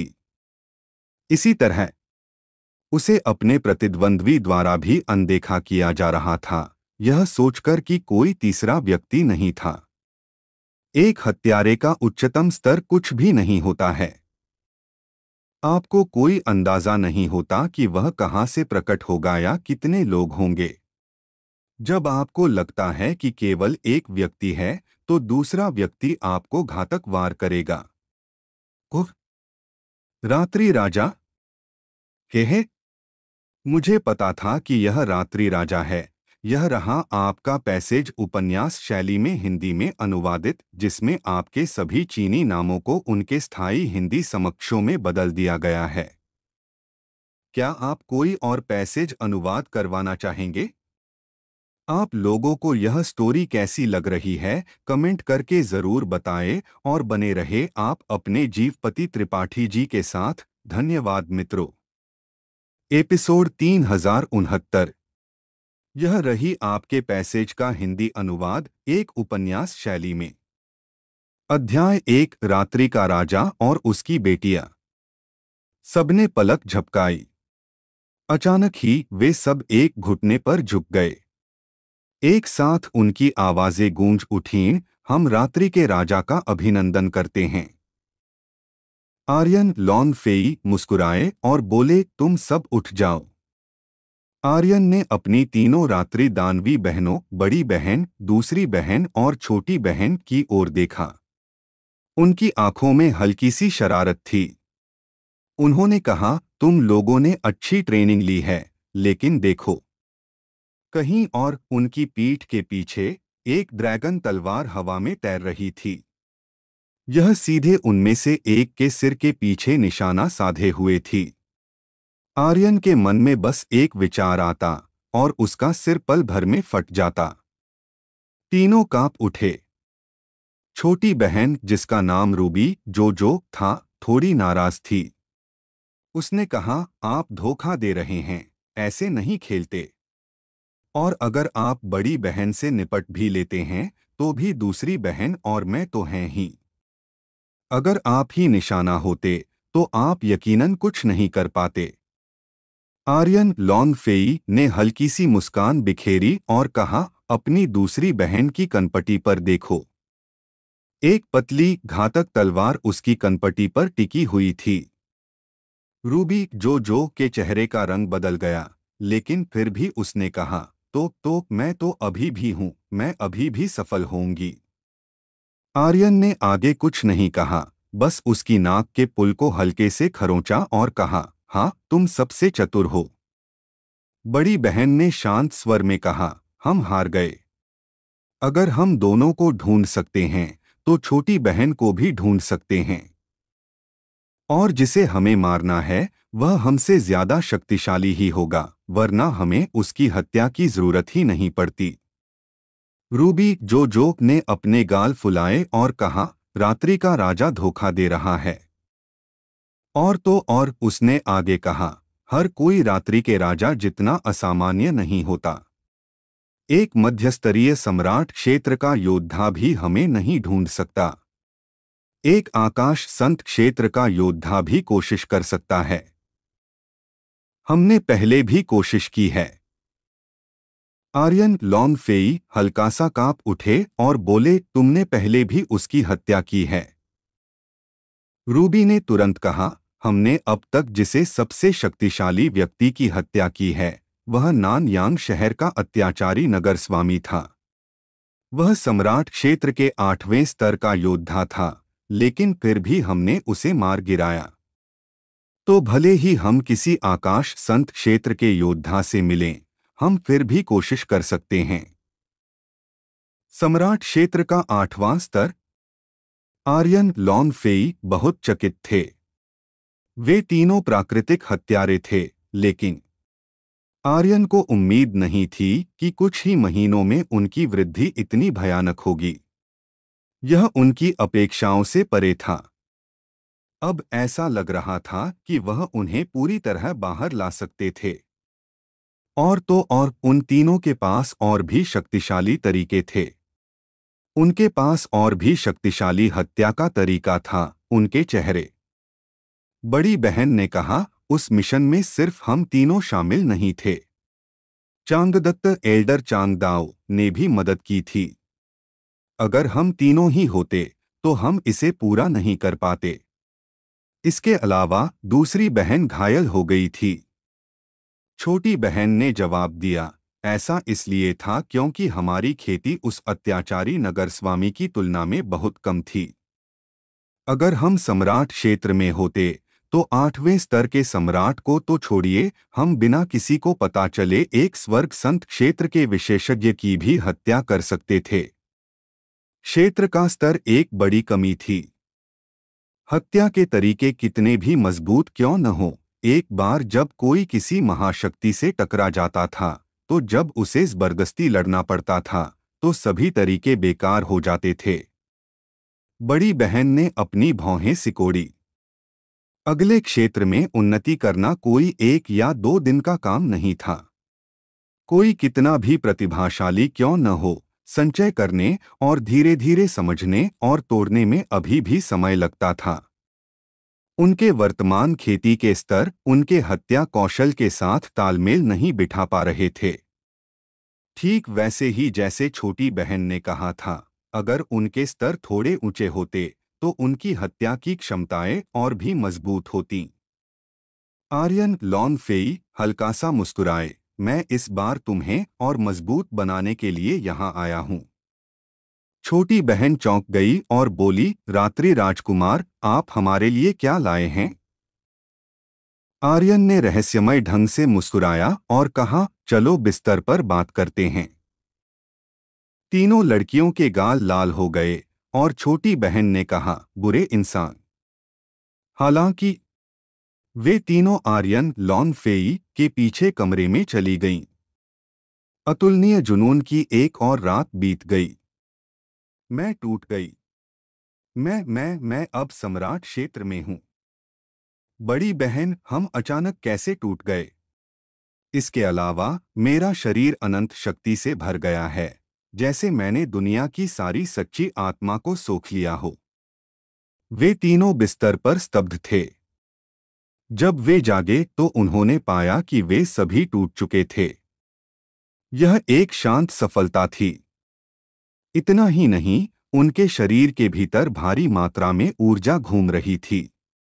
यदि वे इस ऊर्जा को पूरी तरह से परिष्कृत कर पाते तो वे निश्चित रूप से कुछ और स्तरों को तोड़ पाएंगे। आर्यन लॉन फेई हेडबोर्ड से टिके हुए हल्के से मुस्कुराए और बोले, कैसा है? मैंने कहा था कि मैं तुम्हें सफलता दिलाने में मदद करने आया हूं। तीनों लड़कियों ने आर्यन की ओर देखा। आर्यन के नंगे ऊपरी शरीर को देखकर छोटी बहन सीधे आगे झुकी और बोली, रात्रि राजकुमार, आपने यह कैसे किया? पहले मैं एक रात के बाद बहुत कमजोर महसूस करती थी, जैसे मेरा पूरा शरीर आपके कारण टूट गया हो, लेकिन यह बहुत आरामदायक था। लेकिन इस बार यह न केवल बहुत आरामदायक था, बल्कि मैं बहुत ऊर्जावान महसूस कर रही हूँ। असामान्य रूप से प्रचुर।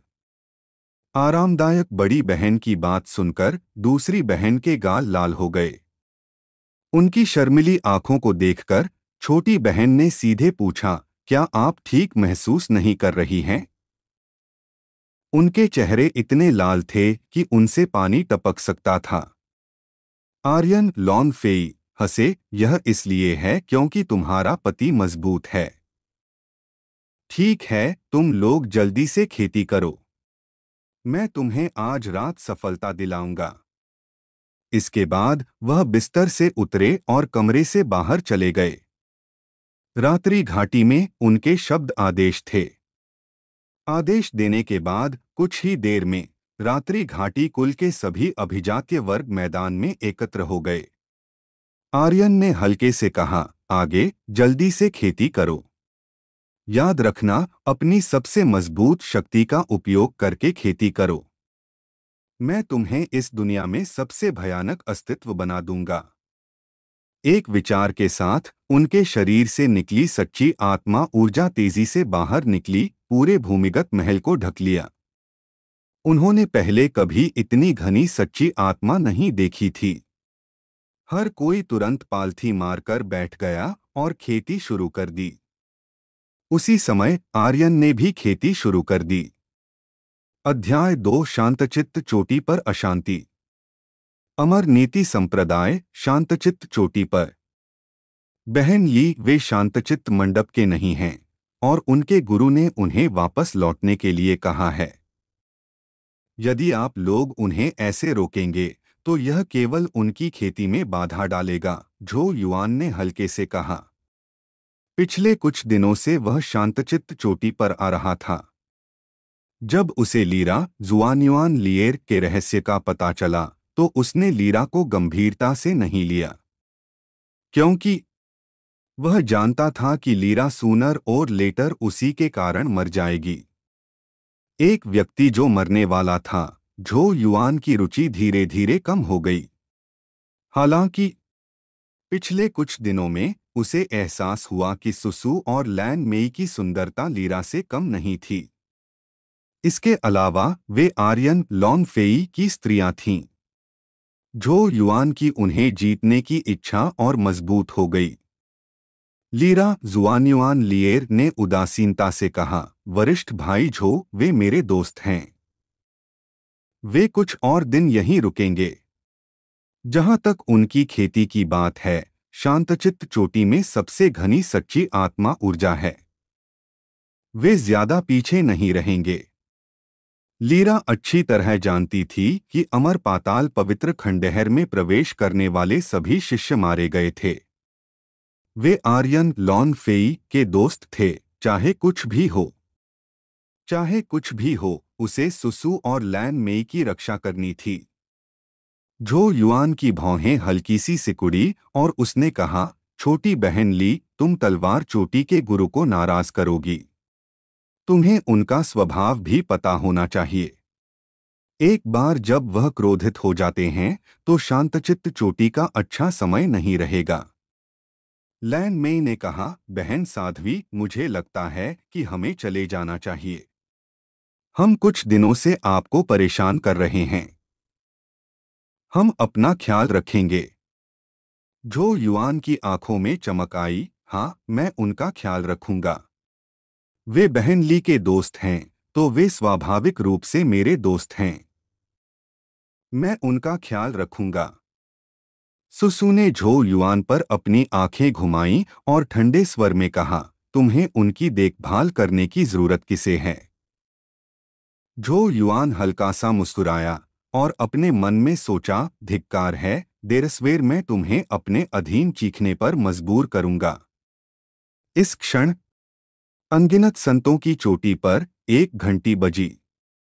मुझे उम्मीद है कि आपको यह उपन्यास शैली का अनुवाद पसंद आया होगा। अगर आप चाहते हैं कि मैं इसे और आगे बढ़ाऊं या कुछ और अनुवाद करूं, तो कृपया बेझिझक पूछें। आप लोगों को यह स्टोरी कैसी लग रही है, कमेंट करके जरूर बताएं। और बने रहे आप अपने जीवपति त्रिपाठी जी के साथ। धन्यवाद मित्रों। एपिसोड 3070। घंटी ने 4 बार गूंज उठाई। खतरे की आहट थी, दुश्मन आ रहे थे। झू युआन ने एक पल भी नहीं गवाया। उसने हवा में छलांग लगाई और उसका विशालकाय आकाश अश्व प्रकट हुआ। झू युआन उस पर सवार हुआ और पलक झपकते ही क्षितिज में गायब हो गया। अमर नीति चोटियां, इमॉर्टल डेस्टिनी पीक्स, एक दूसरे से बहुत दूर थीं। मूल रूप से परिवहन के लिए उड़ने वाले युद्ध जानवरों का उपयोग करना पड़ता था। झू युआन को गायब होते देखकर सुसु ने कहा, उस आकाश अश्व की क्या बर्बादी है। लान मेई लीरा एक्सुअन्युअन ली एर के पास चली गई और पूछा, भगिनी साध्वी, क्या अमर नीति संप्रदाय में कुछ बड़ा हुआ है? लीरा एक्सुअन्युअन ली एर ने अनंत संत चोटी, मिरियड सेंट्स पीक की दिशा में देखा और सिर हिलाया। हाँ, अमर नीति संप्रदाय की घंटी सैकड़ों सालों में 4 बार नहीं बजी है। अगर घंटी 4 बार बजती है, तो इसका मतलब है कि एक शक्तिशाली शत्रु आ रहा है। मुझे डर है। इसका संबंध अमर अथाह पवित्र अवशेष, इमॉर्टल अबिस सेक्रेड रूइंस के रहस्यलोक के ढहने से है। लीरा एक्सुअन्युअन ली एर की भौहें सिकुड़ गईं। सुसु को परेशानी से डर नहीं लगता था। तो चलें देखें, मजा आएगा। उसका स्वभाव एक बिगड़ैल लड़की जैसा था। उसे मुसीबत खड़ी करना पसंद था और एक अच्छा तमाशा देखना पसंद था। लीरा एक्सुअन्युअन ली एर ने एक पल सोचा। ठीक है। ध्यान चोटी मेडिटेशन पीक की स्वामी होने के नाते अमर नीति संप्रदाय के शत्रु आने पर उसे उपस्थित होना था। उसने इच्छा की। धमाका। उसने एक नौपूंछ वाले सफेद लोमड़ी को बुलाया। सुसु और लान मेई की आंखें नौपूंछ वाले आर्कटिक लोमड़ी को देखकर चमक उठीं। वाह, कितना सुंदर जानवर। बहुत सुंदर। नहीं, मुझे अगली बार ऐसा ही एक सुंदर युद्ध जानवर पकड़ना है। बड़े भाई आर्यन लॉन्ग एफीआई से कहना एक पकड़ने के लिए। सुसु का चेहरा ईर्ष्या से भरा था। आर्यन लॉन्ग एफीआई शब्द सुनते ही लीरा एक्सुअन्युअन ली एर का दिल कस गया। आर्यन लॉन्ग एफीआई, तुम कहाँ हो? लान मेई भी बड़बड़ाई। मुझे नहीं पता कि वह प्रकट होगा या नहीं। तीनों नौपूंछ वाले सफेद लोमड़ी की पीठ पर उड़ गए। सफेद लोमड़ी चली, उसकी 9 मायावी पूंछें बाहर निकल गईं। यह उड़ने वाले शटल से कई गुना तेज थी। वे आधे मिनट में अनंत संत चोटी, मिरियड सेंट्स पीक पर पहुंच गए। अनंत संत महान कक्ष, मिरियड सेंट्स ग्रेट हॉल। हाँ हाँ हाँ, ज्येष्ठ भ्राता झो, हम यहाँ अभ्यास करने आए थे। आपको देखकर ऐसा लगता है जैसे हम मुसीबत पैदा करने आए हैं। एक गंजे सिर वाला, अपनी पीठ पर एक बड़ा थैला लिए एक अधेड़ उम्र का व्यक्ति बोला। उसका चेहरा मोटा था और वह मैत्रेय बुद्ध जैसा दिखता था। हालांकि हालांकि उसकी मुस्कान कुछ हद तक भयावह और अहंकारी थी। इसके अलावा उत्कृष्ट पवित्रता महान कक्ष एमिनेंट होलिनेस ग्रेट हॉल में 6 खगोलीय संत क्षेत्र के बुजुर्गों के मुंह से खून टपक रहा था। उन्हें अलग अलग डिग्री की चोटें आई थीं। दूसरी ओर गंजे व्यक्ति के पक्ष के लोग हाथ बांधे खड़े थे, उनके चेहरों पर तिरस्कार का भाव था। उसके पीछे के 7 लोगों के कौशल असाधारण थे। उनके शरीर से शक्ति का एक विशेष आभा निकल रहा था। जो पुजारी प्रीस्ट झू ने अपनी आंखें सिकोड़ी। भिक्षु जुए मंक एक्सयूई, क्या आप अभ्यास करने आए हैं? आपने बिना अनुमति के मेरे अमर नीति संप्रदाय के क्षेत्र में घुसपैठ की और मेरे शिष्य को घायल कर दिया। क्या आप अभ्यास करने आए हैं? क्या आपको लगता है कि मेरे अमर नीति संप्रदाय में कोई नहीं है? जैसे ही उसने बात पूरी की, दाओवादी झो दाओइस्ट झू का अत्याचारी आभा फूट पड़ा। धमाका, धमाका, धमाका। ऐसा लग रहा था जैसे 10,000 जानवर गरज रहे हों और नीचे कुचल रहे हों। भिक्षु की आंखें काली पड़ गईं और उसके पीछे के 7 लोगों के भाव बदल गए। हालांकि भिक्षु ने मुस्कुराया और जोर से हंसा। उसने ताई ची की तरह अपने हाथ हिलाए और उसके शरीर पर आभा उमड़ पड़ी। यह भी अद्वितीय क्षेत्र ओवरलोड रियल्म की आभा थी। उसने सीधे सामना किया। धमाका। दोनों शक्तियों के टकराते ही पूरी अनंत संत चोटी मिरियड सेंट्स पीक हिंसक रूप से हिल उठी। अनंत संत महान कक्ष मिरियड सेंट्स ग्रेट हॉल से शक्तिशाली सदमे की लहरें फूट पड़ी, जैसे आकाश से प्रकाश की किरणें निकल रही हों। महान कक्ष में खगोलीय संत क्षेत्र के विशेषज्ञों के चेहरों पर दर्द के भाव आ गए। हाँ हाँ हाँ, ज्येष्ठ भ्राता झो, मैं जानता हूं कि आपकी अद्वितीय शक्ति शक्तिशाली है और मैं हार मानता हूं, लेकिन अगर आप अपना अद्वितीय दबाव वापस नहीं लेते हैं तो आपका उत्कृष्ट पवित्रता महान कक्ष एमिनेंट होलिनेस ग्रेट हॉल शायद ढह जाएगा। भिक्षु ने कहा कि उसने हार मान ली, लेकिन उसकी शक्ति दाओवादी झो दाओइस्ट झू से कमजोर नहीं थी। यह लगातार जारी हो रहा था। अद्वितीय के अधीन सब कुछ एक चींटी था। यदि वे शक्ति में प्रतिस्पर्धा करना जारी रखते तो नुकसान दाओवादी झो दाओइस्ट झू को होता, क्योंकि उत्कृष्ट पवित्रता महान कक्ष एमिनेंट होलिनेस ग्रेट हॉल न केवल खंडहर बन जाएगा, बल्कि महान कक्ष में खगोलीय संत क्षेत्र के बुजुर्ग भी घायल हो जाएंगे। दाओवादी झो दाओइस्ट झू ने अपनी आभा वापस ली और अपना शरीर सीधा किया। शुआ एक छाया की तरह। पल भर में वह भिक्षु के अद्वितीय दबाव से गुजरा और भिक्षु के सामने उतरा। उसने गंभीरता से कहा, आप कैसे अभ्यास करना चाहते हैं? वह अचानक प्रकट हुआ और वह शक्ति जो उसके शरीर में घुस गई थी। भिक्षु ने अपने दिल में सदमे को छिपाने के लिए सतह पर जोर से हंसा। उसने कहा, अनंत संत चोटी 10,000 सेंट्स पीक के अलावा आपके अमर नीति संप्रदाय में 7 चोटियां हैं। प्रत्येक चोटी की अपनी अनूठी शक्ति है। आज मैं अपने साथ 7 लोगों को लाया हूं। एक व्यक्ति आपकी एक चोटी को चुनौती देगा। क्या आप स्वीकार करने की हिम्मत करते हैं? दाओवादी झो दाओइस्ट झू के बोलने का इंतजार किए बिना भिक्षु ने कहा, अमर नीति संप्रदाय की शक्ति और ज्येष्ठ भ्राता झो की क्षमता के साथ आप निश्चित रूप से ऐसी चुनौती को अस्वीकार नहीं करेंगे। उसने दाओवादी झो दाओइस्ट झू को अस्वीकार करने का मौका नहीं दिया। चूंकि वह यहाँ था, उसे दाओवादी झो दाओइस्ट झू की पृष्ठभूमि का पता लगाना था। कुछ भी हो, वह यहाँ बिना किसी कारण के नहीं आ सकता था। दाओवादी झो दाओइस्ट झू की आंखें सिकुड़ गईं। आपका लक्ष्य क्या है? भिक्षु हंसा और कहा, अभ्यास मेरा लक्ष्य है। दाओवादी झो दाओइस्ट झू ने कहा, भिक्षु जुए एक्सयूई मंक, आप 7 शिखर महागुरुओं को अनंत सागर संप्रदाय इन्फिनिट सी सेक्ट से केवल अभ्यास करने के लिए लाए हैं?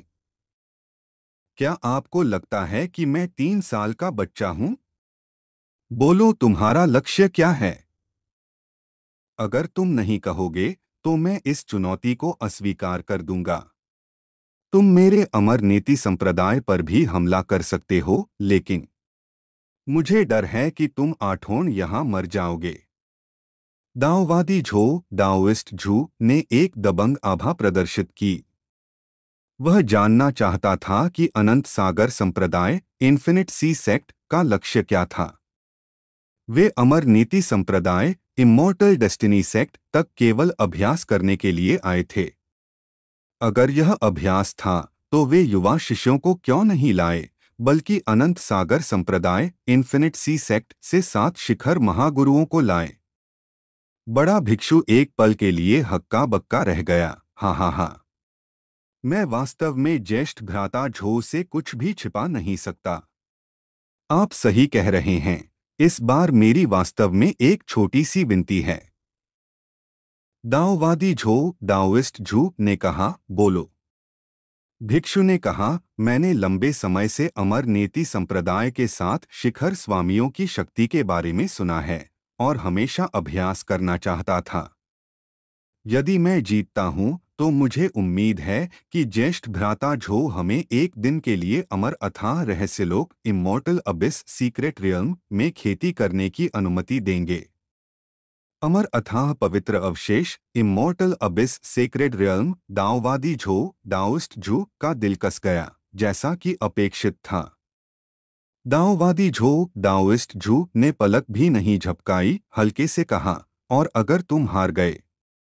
इस बार भिक्षु के बोलने का इंतजार किए बिना दाओवादी झो दाओइस्ट झू ने कहा, तो वे 7 यहां मर जाएंगे। भिक्षु की निगाहें कस गईं। उसके पीछे के 7 शिखर महागुरुओं के भाव भी बदल गए।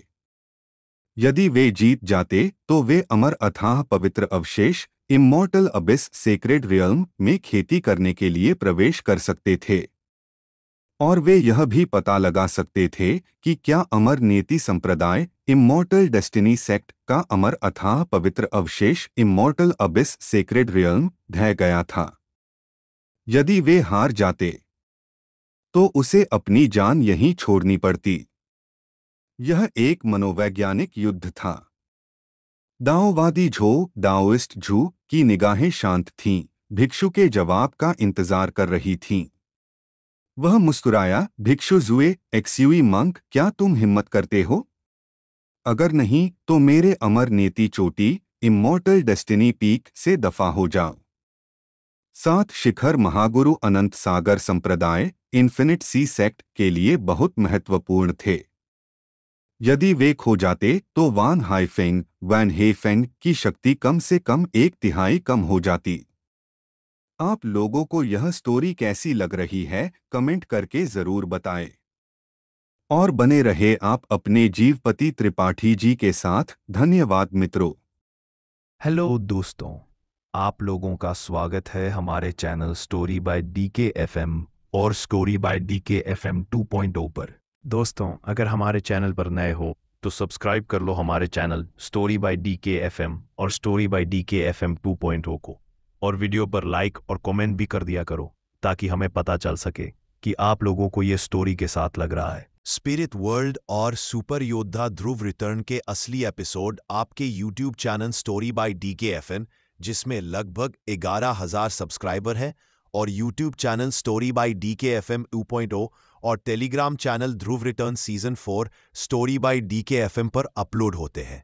अगर आप लोग दूसरे चैनलों पर एपिसोड सुन रहे हो तो उस चैनलों को अनसब्सक्राइब कर दो, और मेरे channel YouTube channel story bye DKFM, जिसमें लगभग 11,000 सब्सक्राइबर हैं, और YouTube channel story bye DKFM 2.0 और Telegram channel Dhruv return season 4 story by DKFM से जुड़ने की कोशिश करो ताकि आप ओरिजिनल एपिसोड और सबसे पहले एपिसोड पा सको।